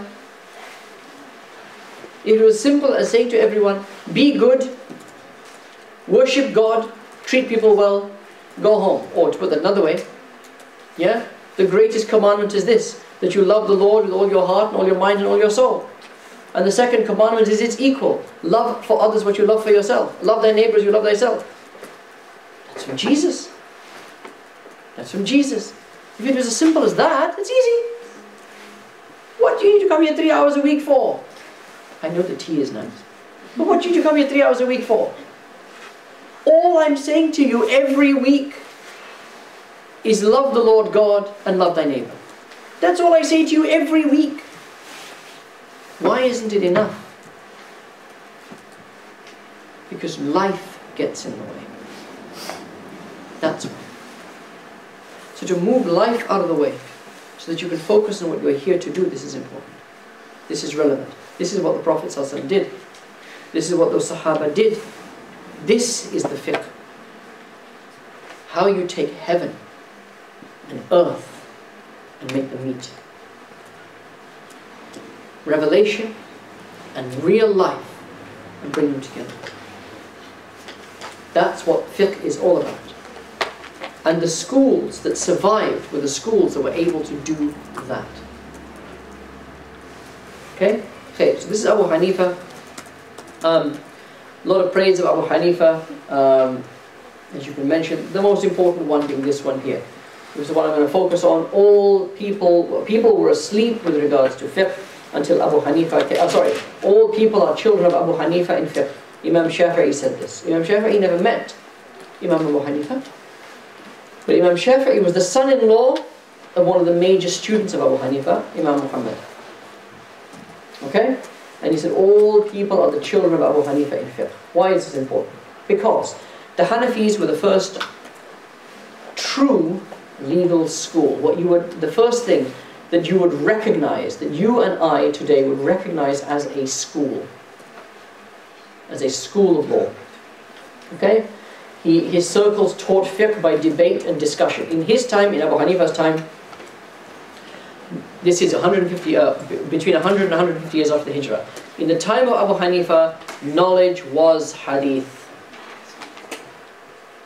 Knowledge was hadith. The circles of knowledge were about hadith.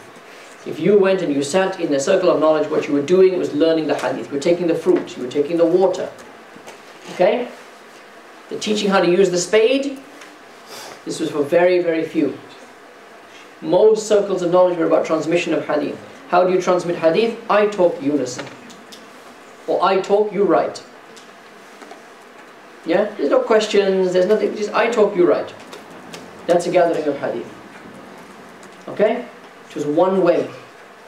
And you can't learn fiqh one way. You take the hadith one way, because you start asking questions, that's less hadith. I spend then 10 minutes answering some questions that you've got.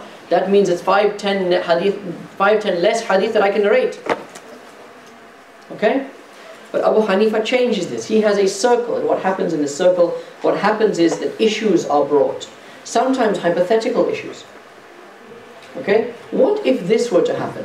Famous question, how does a 3-armed man make wudu?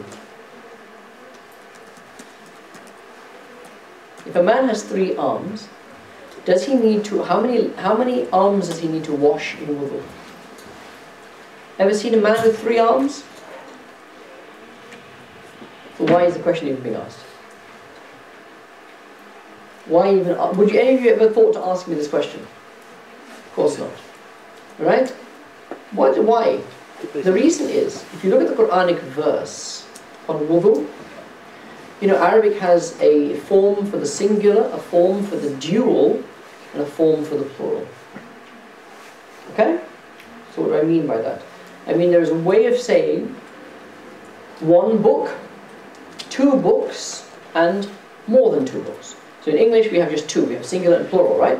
So book and books. In Arabic, there is book, there's 2 books, and then there is books. It's called the dual. Kitab, kitaban, kutub. Now, in the Quran, Allah says, when فإذا كنتم على الصلاة فاغسلوا وجوهكم وأيديكم and so on إلى المرفقين, right? Wash your arms to your 2 elbows. Okay? Oh, sorry, no, it doesn't say that. It uses the plural.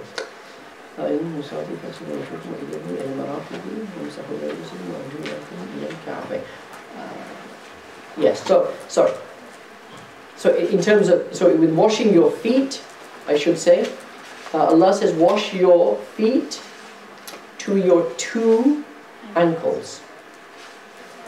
Not ankles plural, but 2 ankles. So if a person had 3 legs, would they only need to wash 2 of them? In order for if they washed 2, then they would fulfill the requirements of the verse. They would wash their feet up to 2 ankles. Okay? Hence the question. What does it mean? How important is the dual in this verse? That's the real question. But how is the question posed? The question is posed, how does a 3-armed man make wudu? Now if I say that to you, how does a 3-armed man make wudu? And I've just explained in a very, very brief, kind of potted, confused way what the issue is. But you can see that what you need to do here is from the question is extract the real question. What's the real question? And how do you answer the real question? Extracting the real question from the question that's asked, is the first skill in fiqh. When you really start to do fiqh, the first thing that you need to do is ask, what's the real question? And I don't mean here psychologically. I don't mean here that someone comes to me and says, oh, you know, I've got a friend and he likes this girl and he's kind of not sure what to do now. And obviously that person is talking about himself. Obviously he's talking about himself. Alright? That's not what I mean. What I mean is someone says, Sheikh, is it okay for me to go for the Mawlid? Right? What do you mean? It's like a Mawlid, isn't it? You know, people say Mawlid and, you know, is it okay if I go for a Mawlid? You know, it's not like, it's like bid'ah or something like that, you know. What's the real question here? The real question is, what is the nature of a blameworthy innovation? Once you've clarified what innovation is, what a blameworthy innovation is, what a praiseworthy innovation is, and maybe what a neutral innovation is, then you can ask the second question. Is this particular action, which of these categories does it fit under? And hence the question gets answered. Now I can simply say to that young man, yes, you should go for the Mawlid, or no, it's all haram. I can simply answer the question, but I've not imparted any fiqh. I've not given that person any understanding. I've answered the question, which they can take or leave, but I've not given them any understanding of why and what the real issue is. So if someone says, okay, so I'm not going to go for the Mawlid, that's great, because that means I can go for my neighbour's son's birthday party. Right? What's the problem here? What's the issue here? If that person had understood, the only thing they took is, do not go for the Mawlid. Right? So I'm going to do that instead. Right? Now if that person had understood how to classify an action, alright, what constitutes innovation and what doesn't constitute innovation, they'd have realized that actually the thing that you didn't ask about is actually what you should have asked about, which is the birthday party. So what's the rule on the birthday party? That's the thing you should have actually asked about. Okay? But when they've got the broader framework, then they can see, well actually, if it applies to this, it probably should apply to that as well. If this is a problem, then that will also be a problem, because Mawlid is like a birthday party for the Prophet, right? But if that's wrong, then how come a Mawlid party for my neighbour's son is not wrong? Okay? So this is where fiqh begins. And this is how Abu Hanifa, what you find in the time of Abu Hanifa is this starting to be taught. Okay? A case-based approach. We talk about in the next module, we talk about it a little bit more, but in a nutshell, what you have here is a school, not or a gathering or a circle of knowledge, whose primary aim is not to give people fruit and water, but to teach people how to dig. That's the purpose of the gathering. That's the purpose of the circle of knowledge. And it was an innovation. So Ibrahim an-Nakhai did not go to the school of Ibn Mas'ud.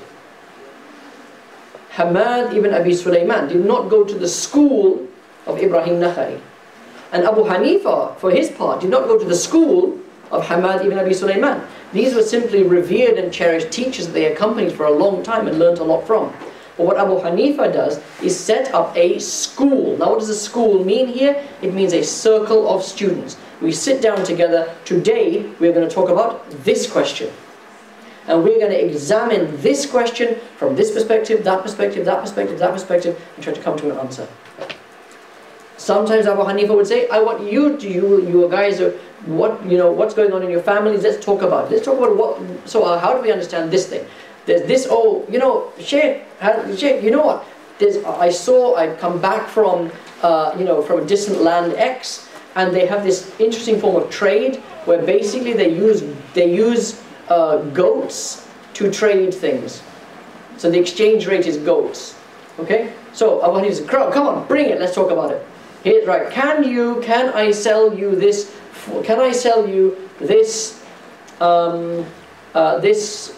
house for 4 goats? This house costs 4,000 dirhams. Can I sell you this house for 4 goats? Well, let me ask you. 4 goats. Is that a good unit of exchange? Don't worry about, well, surely goats can't be one. Just assume they are equivalent value. Can we exchange this? 4 goats for a house? If they're of equivalent value at that time. So, if they're equivalent value, how do you work out the value? You got no other method. Goats are the value. Yeah, goats are the value. There's no equivalent. The goats are the value. Okay? What's the issue here? If I go and say, hear ye, hear ye, hear ye. I am selling my house, right, on Muslim Mupla.com for 4 goats. It is in a very nice region of Kufa. It looks out over the Euphrates. And a steal for 4 goats. What are you going to do? What are you going to do now? You're going to come to me with 4 kids. You know what kids are? Baby goats. You're going to come to me with 4 kids. This big. And say, there you go, 4 goats. What am I going to say at this point? Or let's say you come to me, at the other end of it, you come with 4 goats that are on their deathbeds. These goats are about to die. Right? 1 goat is missing a leg. Right? 1 goat is blind. The other goat has diabetes. Goats get diabetes. The other goat has diabetes. Right? And you come, the other one is full of some weird skin rash. And you bring these 4 goats, your worst 4 goats. Right? These are the worst 4 goats you could find. These are the goats that you couldn't give away to anyone. And you say, there you go, 4 goats, give me your house. And I say to you, no, but I didn't mean goats like this. I meant healthy goats. I meant nice, plump, fat goats. I meant female goats that I can get milk from. You didn't specify all that, you just said 4 goats. What's the problem? The problem is there's goats and there's goats. If I am selling you something for £100, it doesn't matter whether you give me 5 20s, 10 10s, 100 £1 coins. It doesn't matter which £100 coin, which £1 coins you give me, they're all the same. Currency is equally exchangeable, right? 1 note is the same as another note. 1 coin is the same as another coin. But goats are not like that. Goats vary.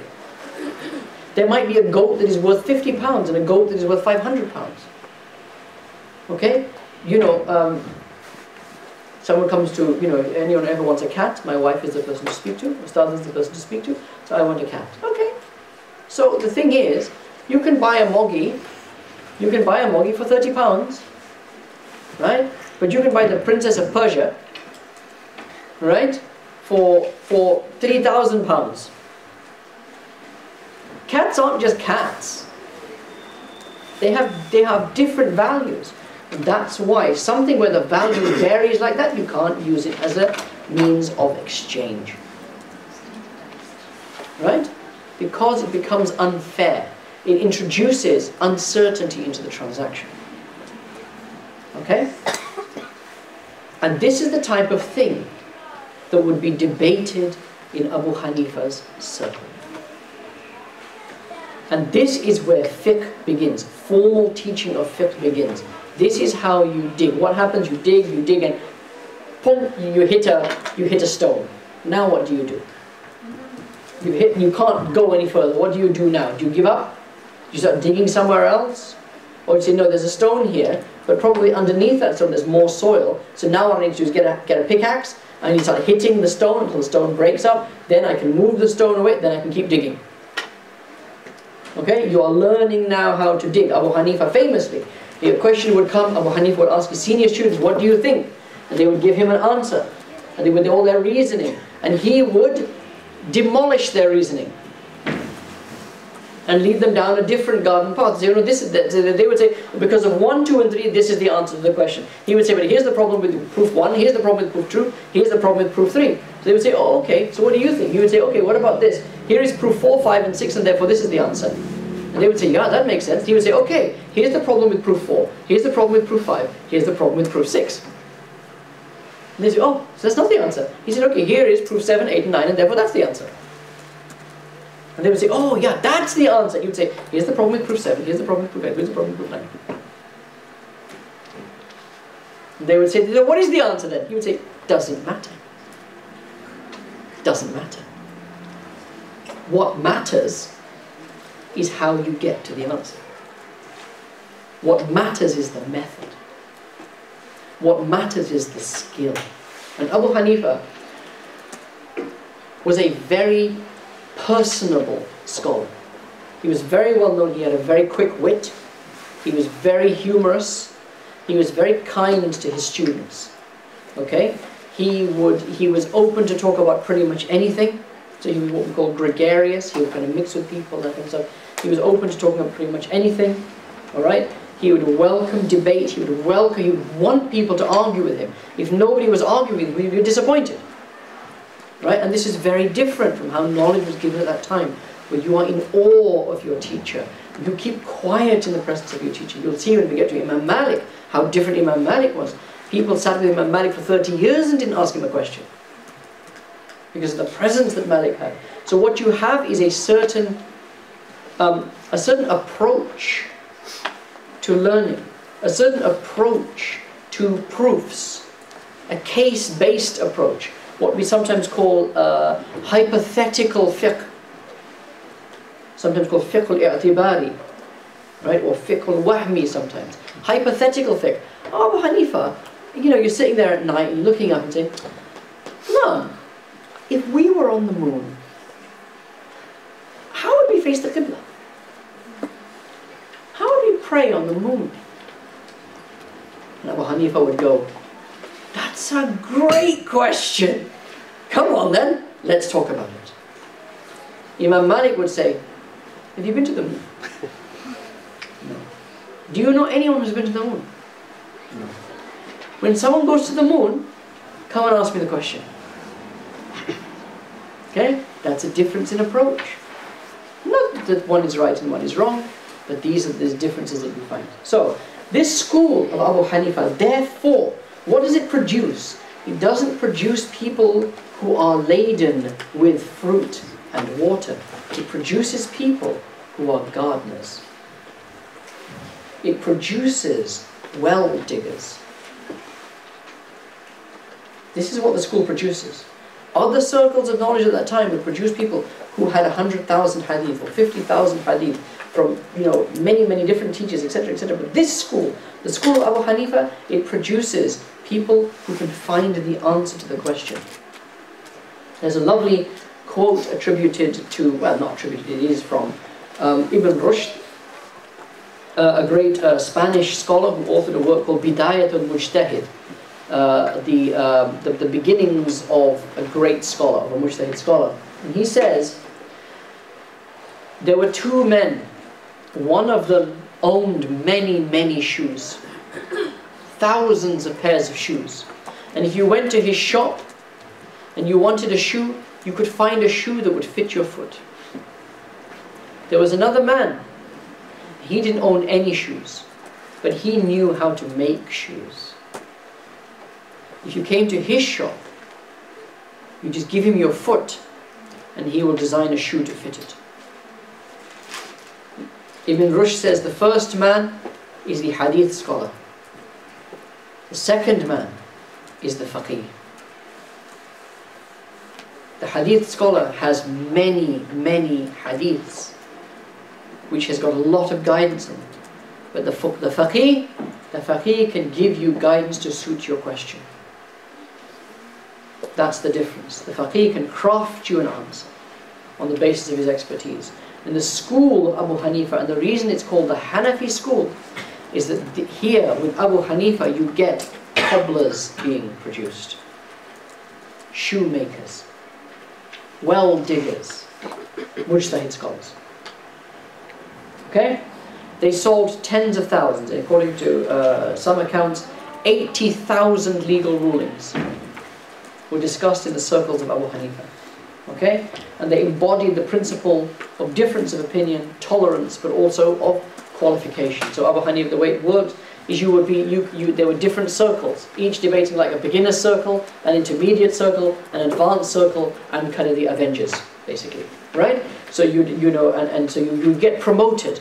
So Imam Muhammad ibn Hassan al-Shaybani, who I mentioned to you guys a couple of times before, right? He comes to Abu Hanifa at 14 years old. He's 14 when he meets Abu Hanifa, and Abu Hanifa dies 4 years later. We talk about long companionship, right? He didn't have that much companionship with Abu Hanifa. He only had 4 years.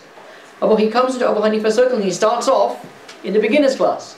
Abu Hanifa sees this guy, he sees potential. He promotes him to the intermediate. He says, no, to advanced. Promotes him to the advanced. Promotes him to the Avengers. He's like Spider-Man. He gets promoted straight into the Avengers. As a young kid, and he's in that circle with these really senior scholars. Right? Those of you who don't know what I'm talking about, Allah bless you, mashallah. Right? So, he's with these really senior scholars as a young boy, and he gets to sit with them, but he doesn't stop there. When Abu Hanifa passes away, he continues to study with the senior students of Abu Hanifa. He doesn't stop studying. He continues to study. And he spends probably more time, maybe 10 years, possibly 15 years, he spends with Abu Hanifa's major students. Abu Yusuf, okay, Zufar, and others like that. He spends time with them and he learns more about Abu Hanifa's fiqh in the same way that the younger Sahaba spent their time with the Prophet ﷺ. But when the Prophet ﷺ passed away, they spent their time with the senior Sahaba. So many of the hadiths, for example, of Abdullah ibn Abbas, he doesn't hear those hadiths directly from the Prophet ﷺ. He hears them from Umar, or from Ali, or from someone else, or even Mas'ud. So he hears from them after the Prophet ﷺ has passed away. And many of the narrations of Abdullah ibn Abbas, because sometimes he narrates things that happened in the Meccan period, when he would have been very, very small. He couldn't possibly have remembered it. Same with Sayyidah Aisha. Sayyidah Aisha, for example, narrates the hadith, the Prophet ﷺ loved, before revelation came to him, he loved seclusion. Okay, he used to go to the cave of Hira. She narrates this hadith about the Prophet ﷺ going to the cave of Hira. Sayyidah Aisha was 4 years old when that was happening. If that. If she had even been born. Is she here? Who is she hearing this from? You think the Prophet ﷺ was the type of person who would sit around and reminisce about? No, she would have heard it from other companions. She would have heard it, most likely, Sayyidah Aisha would have heard it from her mother and father. Not just her father, but her mother too. In fact, more likely from her mother, but took from one another. In the same way here, you have Muhammad ibn Hassan al-Shaybani taking from Abu Yusuf, taking from Zufar, taking from the senior students, giving his own opinion and giving them Abu Hanifa's opinion. So Imam Muhammad, we'll see as we go later on, he is the great writer of the Hanafi school. He writes all these 80,000 masail I mentioned, he writes them down. He is the one who records them. And what he writes is Abu Hanifa's position was this, Abu Yusuf's position was this, my opinion was this. That's if his opinion differed. Okay? So this is what Abu Hanifa does. And this is what happens in the school. So here are some of the principles. They have this unique approach to legal methodology. It's case-based. It's not theoretical, it's case-based. Primacy is given to linguistic and grammatical wordings of the Quran. I'm not going to go into that in detail, don't worry. The Sunnah. How do they approach the Sunnah of the Prophet ﷺ? They approach the Sunnah as it was practiced. Now we come to the answer to your first question. Is Abu Hanifa weak in hadith? Yeah? it would be a brave man indeed to argue that Abu Hanifa was weak in hadith. That's not to say that people didn't make the argument. That's not to say people didn't make the argument. People did make the argument, but they're brave people. Okay? Why? Because Abu Hanifa, firstly, took the hadith of all the hadith scholars of Kufa, and that's 4,000. In his time, he took hadith from 4,000 teachers just in his own city, to say nothing of elsewhere. Abu Hanifa, for example, met Malik. Okay, so it's not like he didn't know the hadith. Abu Hanifa was living in what had been for years before that the capital of the Muslim world. It was still one of in his time the center, the great metropolis of the Muslim world. It was never Damascus. The great metropolis of the Muslim world was Kufa. After Kufa, it became Baghdad. Right? It's a bit like, because this won't make, what is the capital city of Brazil? What is the capital city of Brazil? Brasilia. Brasilia. You all knew that, right? It's like a Trivial Pursuits question, guys. Capital of Brazil is Brasilia. What did you think the capital of Brazil was? Rio. Rio. But Rio is not the capital of Brazil. Rio is not. Rio is the major city in Brazil, but it isn't the capital. Similarly, in that early period, Damascus was the capital, but it wasn't Rio. Kufa was Rio. So this is where Abu Hanifa is. Right? This is where and the Hanafis started there. When Baghdad came along, the Hanafis moved to the center of the Hanafi school moves to Baghdad. They are at the center of the major city, in the Muslim world. Okay? Good. So here you have Abu Hanifa. I'm not going to go through all of this, but so the important thing about the Sunnah is the way that both Abu Hanifa and Imam Malik looked at the idea of the Sunnah of the Prophet ﷺ is the Sunnah as it was practiced. Here is an example, and this is the famous Hanafi example, right? Or the famous Salafi example, I should say. There is a hadith in Sahih Bukhari that says that the Prophet ﷺ, when he recited the prayer, he read the Basmala aloud, Fatiha, and so forth. Okay, this hadith is narrated by Abdullah ibn Abbas, and it's in Sahih Bukhari. Why don't the Hanafis, or for that matter the Malikis, recite the Basmala aloud in the prayer? Why does the Imam not recite the Bismillahir Rahmanir Rahim? Why does the Imam not say Bismillahir Rahmanir Rahim, Alhamdulillahi Rabbil Alameen, when there is a hadith in Sahih Bukhari that is Sahih? What is the Hanafi's answer to that? The Hanafi's answer is, yes, the hadith is there, the hadith is Sahih. However, how come this should be so, if this is the case, if this is how the Prophet ﷺ performed the prayer, it would be so well known that everyone would do it. Okay? Why is it that our teachers, the scholars of fiqh, the scholars in general of Kufa, why do they not read the Basmala aloud in the prayer? If this is how the Prophet is played, how come they don't do it?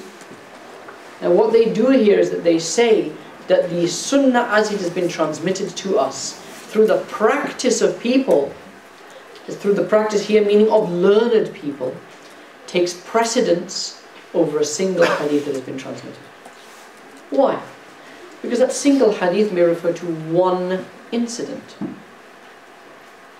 It may have been once, it may have been during a certain period that the Prophet ﷺ recited the Basmala aloud. But he didn't generally do it. The Hanafi answer would be, how come Umar didn't read the Basmala aloud when he led the prayer? How come Uthman didn't do it? How come Ali didn't do it? If it's the Sunnah, they would know better, surely. The Prophet ﷺ may have done it once or twice, so you guys perhaps will, with me sometimes, you will see that I do certain things. So sometimes I will, if I'm in a particular place, I'm asked to lead the prayer, then you might see me, when I read the Fatiha, and then I pause. And then I read the surah afterwards. So why am I pausing? Or there might be a particularly long pause at the beginning of the prayer before I start to read the Fatiha. Why? Because I know that there are a lot of Shafi'is following me. And the Shafi'is have to read the Fatiha in the rakat. So I put in a long pause so that those Shafi'is can fulfill what is wajib for them to do. I don't do that usually. Why? Because it's all Hanafis, it's Hanafi land. You don't need to do it. Okay? So there may be reasons that occasionally I break with my normal practice and I do different things. Right? But that doesn't mean that's the norm. So this is how, these are some of the, approaches to law. If you got here number 5, it says the acceptance of a mursal hadith. What is a mursal hadith? It's a hadith where a non-companion attributes something directly to the Prophet ﷺ.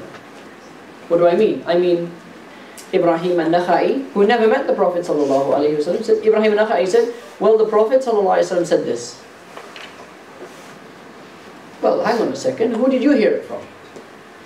You don't know if the Prophet ﷺ heard that, you weren't there when the Prophet ﷺ said it, you were not a Sahaba. How do you know? Oh, I heard it from whoever, Ibn Mas'ud, or whatever. Okay? Now, what's the issue? When you have a hadith like this, Abu Hanifa narrates from Hammad, who narrates from Ibrahim al-Nakhai, that the Prophet ﷺ said this. According to the formal principles of hadith methodology, that hadith is weak. Instantly, the hadith is weak because the Sahaba is not mentioned. Yeah? That would not be in Bukhari. That hadith would not be in Muslim. Why? There's a break in the chain. Alright? And for someone like Bukhari, that's fair enough. But where Abu Hanifa is concerned, Ibrahim al-Nakhai is his sheikh's sheikh. And he would know how his grand sheikh used to work. Or for example, for that matter, Hammad. Right? Hammad, who Abu Hanifa spends 20 years with, Hammad says the Prophet said this. Right?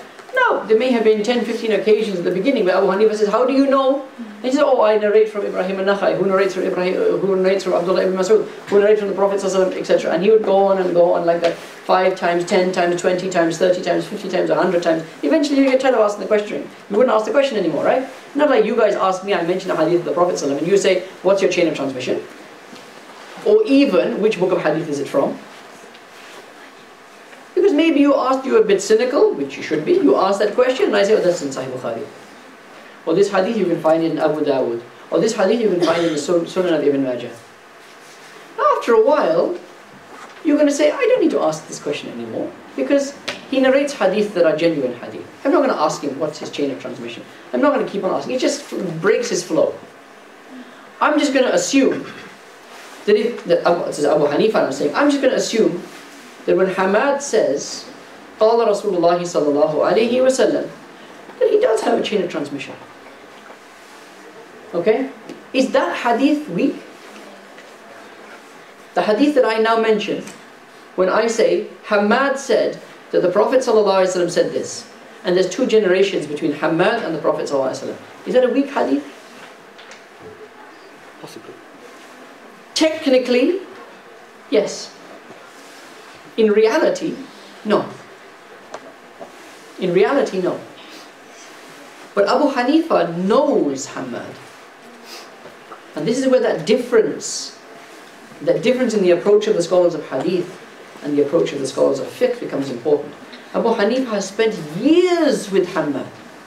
Decades. He knows that if Hammad says this, he'll have a chain of transmission to back it up somewhere down the line. Okay? But when I am going along to a random hadith scholar, who everyone has said is a great hadith scholar, and that hadith scholar who I have never met before, says the Prophet, so I come now to Hammad, and I don't know Hammad from a bar of soap, but everyone says he's a great scholar. And I say to him, tell me something. He says, oh, the Prophet said this. Now, if I am a trusting person, bordering on gullible, because remember Kufa is a place of great fitna. It's Rio. It's Rio. There's a lot of fitna here. It's not like Medina, which is a holy city. This is Kufa. Like the horn of the devil's going to come up out of the ground, man. That's Kufa. Right? This is a notorious place. And I go to one of the scholars of Kufa, and he says, oh, the Prophet hasn't said this. You think I'm not going to say, what's your chain of transmission? Yeah, of course I am. And hadith scholars are a cynical lot. Hadith scholars would test each other. Hadith scholars would try to trip up their teachers. Trip up their teachers. Oh, Shaykh, you narrated this hadith from that person. He said, and you'd mix up two of the narrators. Yeah? You take like a bit from this chain and a bit from that chain. And if the scholar didn't catch it, if your own teacher didn't catch it, you caught your teacher out. You know now that he started to forget. He started to forget his narrations and so become less reliable. Hadith scholars would do that because they were a cynical lot. Why were they cynical? Because they wanted to preserve the words of the Prophet ﷺ. And because a lot of these people, they didn't know for years and decades. They were just meeting them. You guys know that famous story about Bukhari, who undertakes a 1,000-mile journey because he hears that someone has a hadith of the Prophet ﷺ. And he comes into the village and he's looking for this person whose name is whatever it happens to be. And he goes, he sees this man trying to put a saddle on his donkey. So Bukhari goes to some random village, right? There's apparently a great hadith narrator there. And he's looking for this guy. So he sees this man trying to saddle his donkey. But the donkey keeps on moving. And this guy's getting frustrated. So what he does is, he gives the donkey a bag full of carrots. The donkey starts to chomp on the carrots. And he quickly ties the saddle. Right? So Abu Hanifa comes up to him. He sees he comes up to him and says, I'm looking for, Assalamu alaikum, I'm looking for so-and-so. Right? And this man says, oh, that's me. Donkey guy. He says, that's me. And Bukhari says, oh, okay, Assalamu alaikum, and he walks off. And the guy says, whoa, what did you want me for? He says, it doesn't matter. He says, no, what did you want me for? He says, well, you see, I was told, I've journeyed 1,000 miles, because I was told that you have some hadiths of the Prophet ﷺ. And the guy says, yes, I do. He says, but I don't want them now. Because if you can trick a donkey, then you can trick me. If you can fool a donkey, then you can fool me. Yeah? And that's a very famous story about, and Bukhari did not take the hadith. He did not take that man's hadith. Poor guy was trying to saddle his donkey. Right? But if you can fool a donkey, then how do I know you're not fooling me? Why is that important? It's important because Bukhari had to make a snap judgment about whether to trust this person or not. He didn't have 5 years to get to know him, to see if he could trust him. He had to make a snap judgment about whether to do it or not. And he chose, in all those circumstances, you err on the side of caution. Okay? That's the difference. Abu Hanifa and why? Oh, Abu Hanifa, all his hadith are weak. Yeah, oh, he only narrates 3 hadiths. Of course he only narrates 3 hadith. He was doing fiqh. He didn't have circles of hadith. He wasn't transmitting hadith to people. He was teaching them fiqh. Again, no opportunity. There's no opportunity to take. He took all the hadith, but he put them into his machine and he used them to work out fiqh. He wasn't taking the hadith and then pass them on to someone else. He was taking the hadith to extract the juice from the hadith. He didn't want to pass the oranges on to other people. He wanted to make orange juice and give people orange juice. Okay, and that's why you see he doesn't narrate many hadith. He's not in the chains in Bukhari and Muslim because he didn't narrate hadith to people. Okay, or the chains that do have him are weak. They are weak because of weaknesses later down the line, but not because of weaknesses of Abu Hanifa. And that's basically the answer to the question. Yeah. So people who accuse Abu Hanifa of being weak in hadith don't understand the nature of hadith transmission, one, and don't understand the nature of fiqh either. That's the problem. Okay? It's a bit like saying Abu Bakr as-Siddiq was weak in hadith because there's only 100 hadith that have Abu Bakr as-Siddiq. Yeah? Whereas Abu Huraira was strong in hadith because he narrates 5,000 hadith. I mean, come on. Yeah? If that's what you're basing it on, no, there's a bit more to it, but that's really what it comes down to. Okay?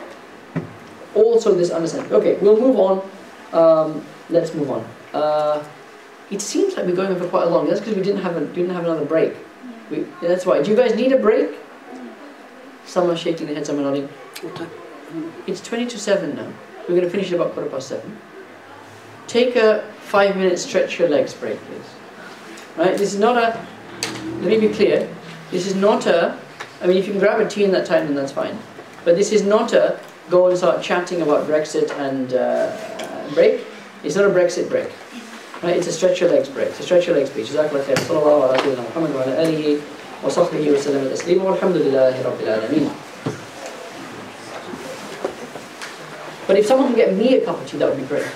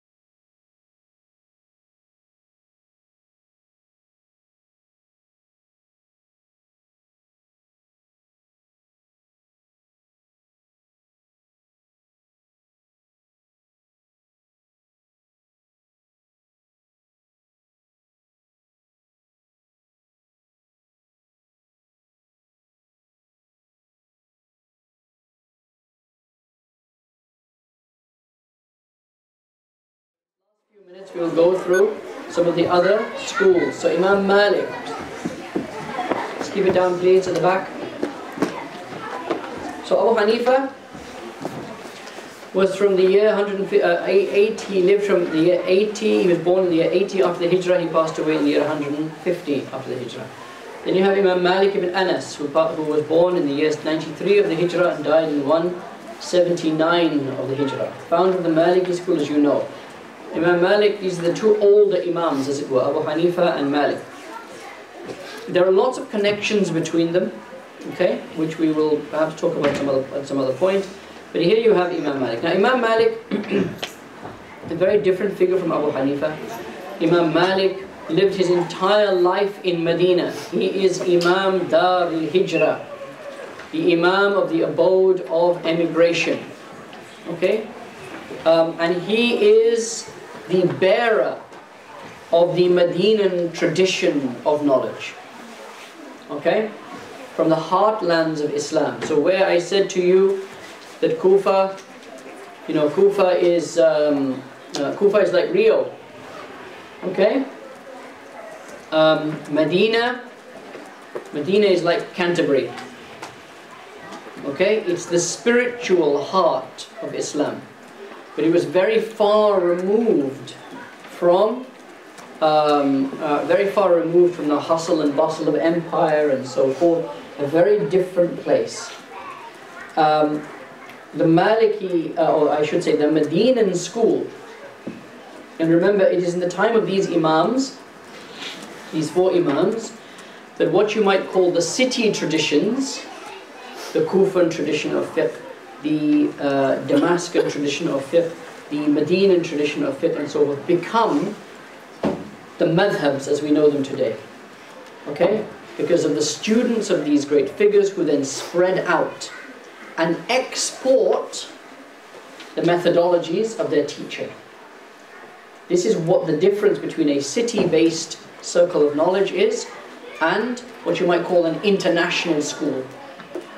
A madhab is an international school. It isn't restricted to a particular place.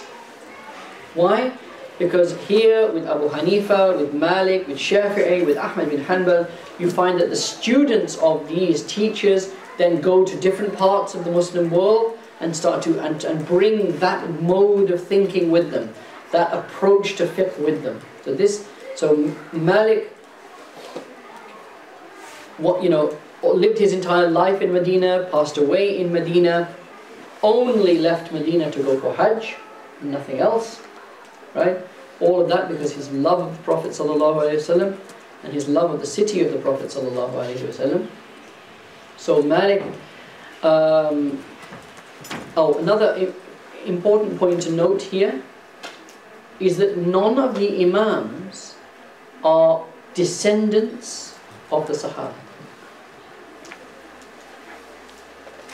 So what's very interesting here is you don't get in early Islam a dynastic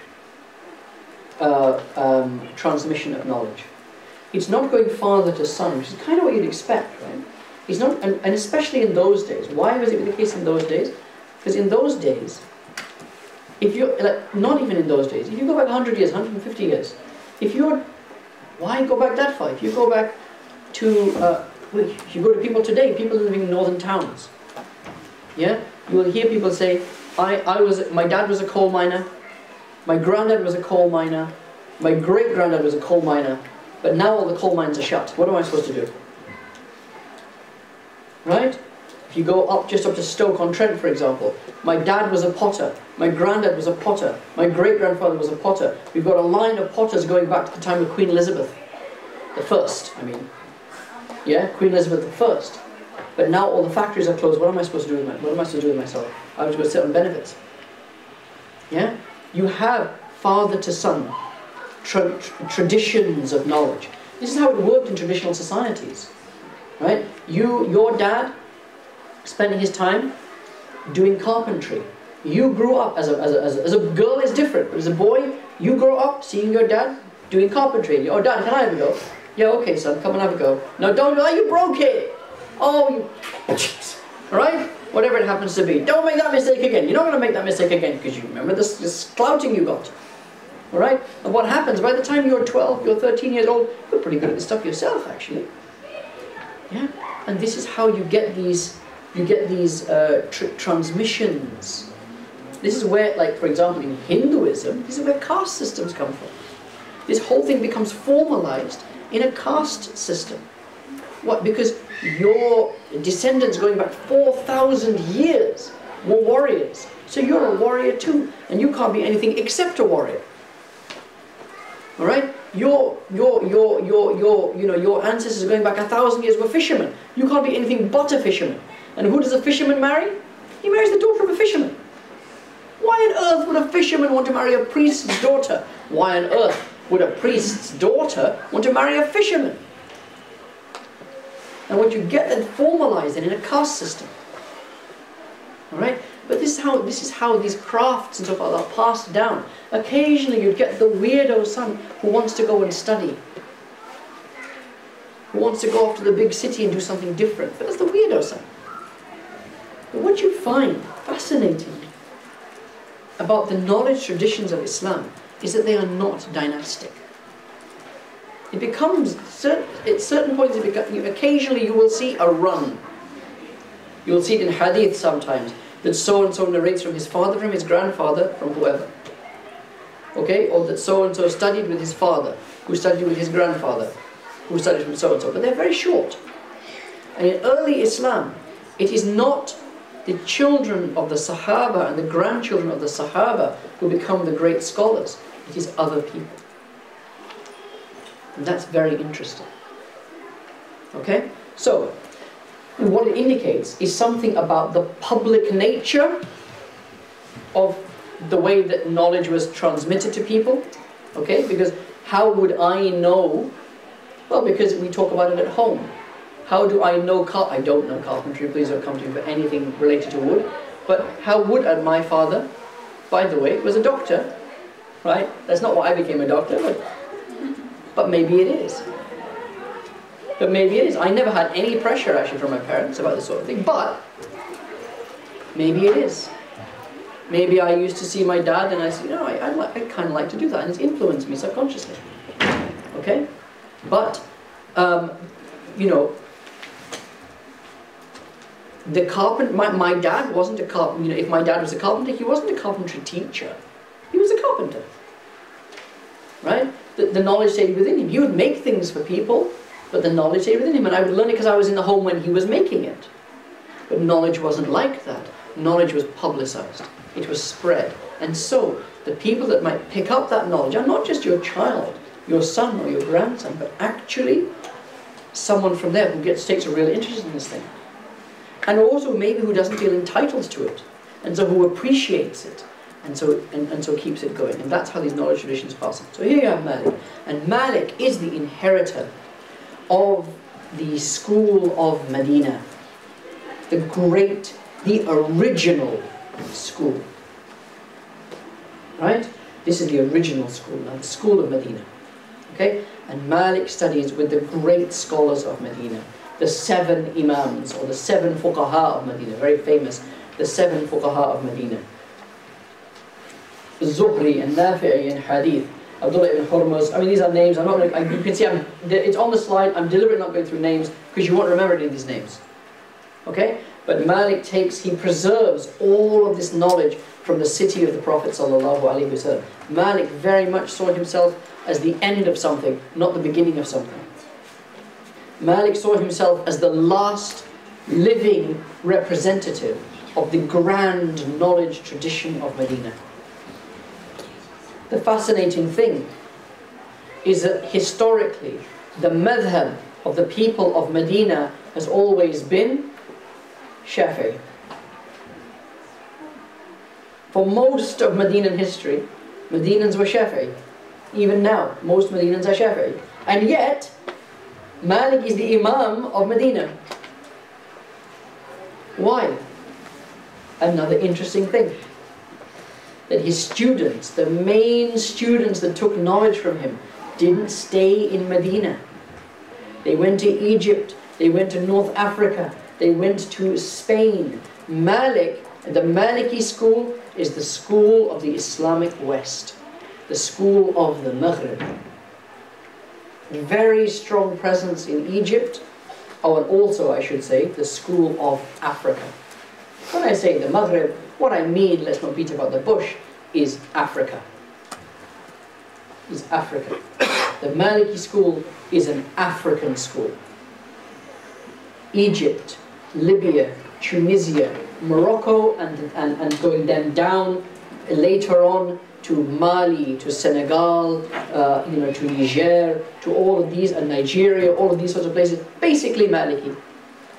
Basically Maliki. Absolutely fascinating. All right? That's not something, when I say that, all you guys can go, huh? Yeah. The Maliki school is African. The place it developed was Africa. But Malik was Medina, and he never left Medina. Malik never went to Africa. The people came to Malik. And this was the difference. Malik was sitting in an ivory tower. Medina was the definition of an ivory tower. There was no fitna in Medina. Nobody was talking about weirdo theological questions in Medina. Medina is Medina. What do you come to Medina for? You come to Medina to make your salam to the Prophet ﷺ. You come to Medina to go and see, oh, this is Uhud. This is Mount Uhud that we've heard so much about. You go to Medina to go and kiss the grave of the Prophet ﷺ. You go to Medina to see the mimbar where the Prophet ﷺ. You're not interested in talking about theology when you go to Medina. Who cares about theology when you go to Medina? This is where the Prophet ﷺ walked. Who cares about anything? So how come Malik, I said to you before, that an essential part of fiqh is to know the hal of the people. What is going on with people? How did Malik come to know about this? Malik didn't go anywhere. People came to Malik. And that's the difference. Malik was enormously famous. And people came to Malik from everywhere in the Islamic world. And brought their problems with them. And brought their questions with them. But Malik was a very different kettle of fish. But Malik is someone prophesied by the Prophet ﷺ. Soon a time will come when people will strike the flanks of their camels, i.e. they will journey for a month's journey seeking knowledge, and they will not find anyone more learned than the alim of Medina. This is hadith in Tirmidhi. Malik is the alim of Medina. Malik is the great, also known as a Jahbaz, the great star. Or, to say that another way, the superstar. Okay, this is one of his titles, Al-Jahbaz. Okay? Malik is a contemporary of Abu Hanifa. Abu Hanifa met Malik. He said the only man, I mentioned this last week to you, the only man that's made me sweat, yeah? The only man that's going to maybe I need to think about this again. Alright? Is that blue hair, is that blonde haired, blue eyed scholar from Medina. That was Malik. Okay? Malik taught Imam Shafi'i and Imam Muhammad ibn al-Hasan al-Shaybani. They were two of his most famous students. Right? And Malik was renowned for his joining between hadith and fiqh. Malik joins these two great traditions together. He is a hadith scholar. And he is a faqih's faqih. So where you might get this, oh, Abu Hanifa didn't talk about fiqh, didn't do this, didn't transmit hadith, whatever. Malik did. Malik would have two circles. One was a circle of hadith and one was a circle of fiqh. When people came to Malik, he would say to them, what do you want? Do you want hadith or do you want fiqh? Interestingly, if they said we want fiqh, he would say, come sit and let's talk. If they said we want hadith, he would say wait here. He would go, he would make wudu, he would put on his amama, he would sit on the floor, then he would say now I'm ready to narrate the hadith to you. So he was a person who had reverence, a tremendous, the other scholars had it too, but Malik, there was this clear reverence. And Malik was a person who revered the Prophet ﷺ, who revered Medina, and so became revered. Malik would walk barefoot in old Medina. Not Medina as it was, because Medina had expanded, it had become a very big city, but the historical Medina, the Medina of the Prophet ﷺ, Malik would walk barefoot in Medina. Malik would not go to the toilet or pass wind in the confines of historical Medina. He would leave the masjid. He would leave the confines of old Medina to go to the toilet. When Malik would walk past the buildings, the old buildings of Medina, he would rub himself, he would deliberately rub himself on the side of the wall, and he would say, maybe the Prophet ﷺ brushed this wall when he was walking. That's Malik. And that reverence brought about a reverence of Malik in his students. Okay? When you revere God, people, without you doing anything, people will revere you. Holiness is something that we can sense. And it's not in the clothes or in the amama. It is something that you can train yourself to sense. You know a person of God when you meet them, unless they cloak it. Abu Hanifa in Ramadan used to read 60 Qur'ans, one during the day, one during the night. For 40 years, he prayed Fajr with the wudu of Isha, which means he spent the entire night awake in worship. But Abu Hanifa cloaked it. He cloaked that holiness with humor, with that personability and so forth. In Malik, the veil was lifted. There was no veil. In Malik, you came to his presence and you were awestruck. People would talk. Yeah. People would say about Malik that when he looked at them, their tongues would stick to the top of their mouth. They would not let them ask their questions. One of the students of Malik said, I stayed with Malik for 30 years and I didn't ask him a single question. Why? I was too in awe of him to ask him questions. Okay? That's Malik. So, Malik's great contribution, he brings these two traditions together. The tradition of the scholars of the narrators of hadith, the tradition of the fuqaha, he brings them together. Okay? His most important contribution, other than, of course, the Maliki school, is his collection of hadith called the Muwatta. The Muwatta of Malik, the approved transmissions, the first systematic work of hadith based on the chapters of fiqh. So the first time you get a work of hadith, most works of hadith, here are the narrations of Abu Bakr, here are the narrations of Umar, here are, and so on and like that. It's name-based, scholar-based. But here, Malik takes the whole collection of hadith and he flips it around. And he says, here are the hadith to do with wudu, here are the hadith to do with the times of prayer, here are the hadith to do with marriage, here are hadith to do with fiqh, and so forth. And on the basis of that, he would then give his legal answers to questions that were posed to him. Okay? The great early work of the Maliki school, not mentioned here, but the great early work of the Maliki school is al-Mudawwana. Right? Literally it means the divan. The divan. Divan is a collection of an anthology. Right? The Mudawwana al-Kubra of not of Malik, but written by one of the students of Malik. So after Malik passes away, the Hanafis, I said, had answered 80,000 legal questions in the circle of Abu Hanifa, right? All these questions came, they answered all the questions and so forth. Alright? That was then all written down. It became the great work, the great early work of the Hanafi school is these 80,000 hadiths. I've got a collection at home. And this is very old, remember. You're going back to the 2nd century of Islam here. So I've got a collection at home which is 13 volumes long. Yeah, which is, oh, what do you think? What is your opinion on this? What is your opinion on that? What is your opinion on this? Question, answer, like that. For 13 volumes. Yeah, and that's 1 out of 6. That's 1 out of 6 such collections. The great equivalent early work in the Maliki school was not come out of these discussions with Malik, but rather discussions with his students. So, those people that spent 30 years with Malik, 20 years with Malik, a scholar comes along, a student comes along and says, I went to the Hanafis, they've got all of these questions that they've answered. So what he did is he goes to Baghdad, he writes down all the questions, not the answers, he writes all the questions down. How does a 3-armed man make wudu? All the questions that you always wanted to ask Malik, but didn't dare ask. Right? What happens now you go to Malik's students? How would Malik have answered this question?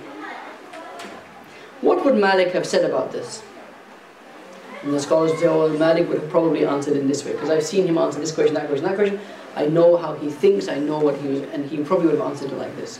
And what you get then is a massive work, which becomes the early Maliki school, which is basically, how would Malik have answered this question? Alright? So, here are, that's Imam Malik. So the Maliki school, as I mentioned, originates in Medina. It was the mother of its people for hundreds of years, but then it spreads mainly through Africa. Okay?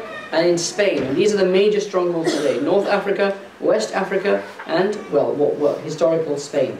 Many very early great scholars. One of the most important things about the Maliki school, why the Maliki school differs from other schools, is what's called the Amal Ahli Medina.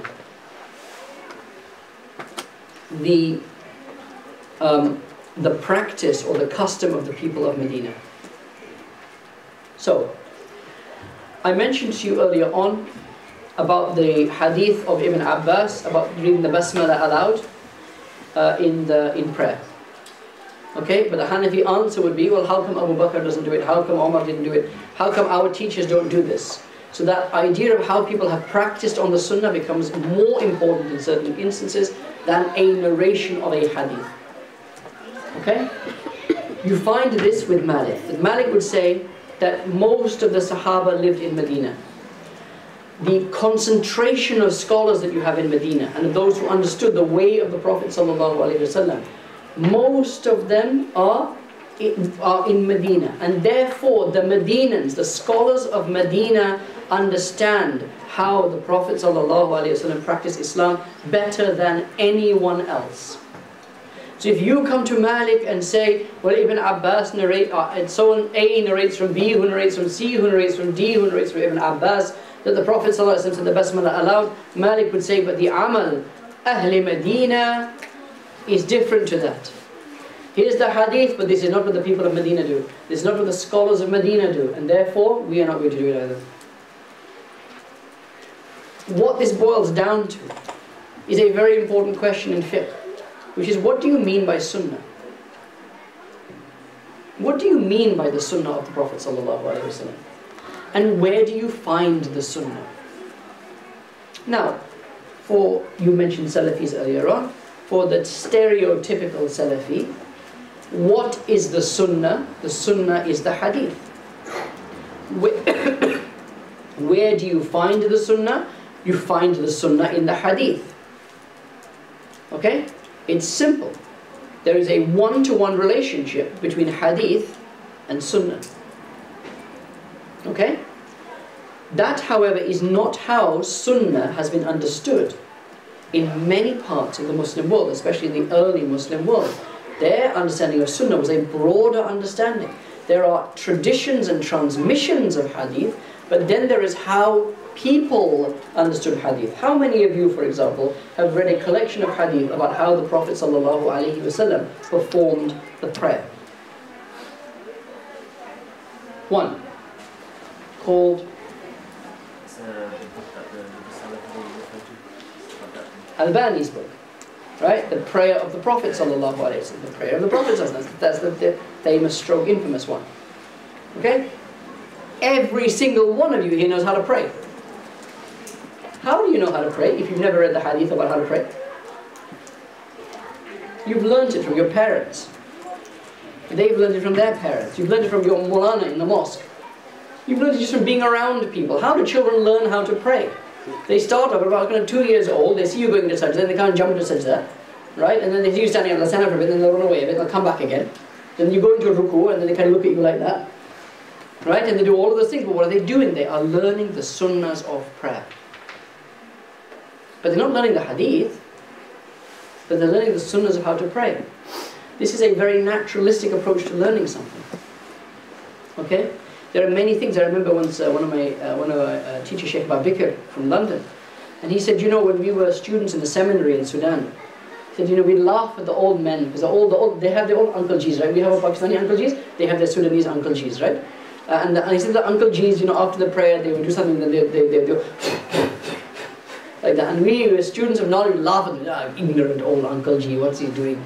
Nonsense. Until 2 years later, when we read the hadith, that after the prayer you read something, you blow like that and you rub it over yourself like this. And then we thought, okay, who is the stupid one now? And what he said to us, very, very importantly, is that many of the sunnahs of the Prophet ﷺ are found in the practice of people, even if they don't know the hadith about it. In fact, they won't know the hadith about it, but they will carry the sunnah in their practice. And where you find this practical sunnah used in the derivation of law and rulings and guidance is primarily in the Hanafi school and the Maliki school.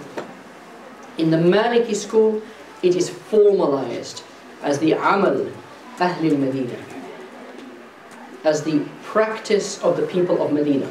Put that another way, the sunnah of the Prophet ﷺ that has been inherited through the actions of the scholars of Medina, of the city of the Prophet ﷺ. Okay? That's the principle that is at play. When you get to the time of Imam Shafi'i, you get to the time of Imam Ahmad bin Hanbal, more time has passed. The sunnah has been diffused among people. Other ideas have come in. People are starting to get confused about things now. It is no longer so simple to be able to say, oh well, this is what people do, and therefore this is the sunnah of the Prophet ﷺ. So Shafi'i says that's no longer enough. We need things to be verified as being from the Prophet ﷺ, and then you get a different approach to fiqh. Right? Which we will talk about next week. But here you have these principles. So what you have is amal of the Ahl al-Madinah. The overwhelming practice of the people of Medina constitutes a practical consensus that outweighs even a lone transmitted hadith. There are many more. Malik, I mentioned about Mursal hadith, where the Sahaba is not mentioned. Malik also was an early scholar. He studied with people who knew Sahaba personally. Okay? And so they are much more able to say, well look, if my teacher is saying that this is from the Prophet ﷺ, that's fine, because I know that he studied with this Sahaba and that Sahaba, or he grew up in this person's house, and he was, like the famously Hassan al-Basri was born in the 12th year of the Hijrah, so 2 years after the Prophet ﷺ passes away. Yeah, he is born in the house of Salama. His tahniq is done by Umar. Yeah, and he is raised among the Sahaba in Medina. Now a person like that says, Qala Rasulullah sallallahu alaihi wasallam, you're really going to ask which Sahaba told you? Of course not. This person was playing around the feet of Umar. Yeah, he played it. Umar, you're not going to ask him which Sahaba told you. He knew these people personally. So for someone like Malik, this is okay. If you just say Qala Rasul, that's fine. Once you get to the time of Shafi'i, you don't know those people personally anymore. Now you need to know, I want to know who told you. I want to know what the chain is. We need to be more clear about verifying things. This comes in the Shafi'i school. So we'll leave it there. This is the Hanafi, the Maliki schools, these great schools that survived and endured over 1,000 years. These are the two older schools. Next week, inshallah, we'll talk about the two younger schools, the school of Imam Shafi'i, the school of Ahmad bin Hanbal, and hopefully we'll finish off this module next week. Sallallahu ala Sayyidina wa Mawlana Muhammad wa ala alihi wa sahbihi wa sallam taslima walhamdulillahi rabbil alamin. Assalamu alaikum. Thank you all.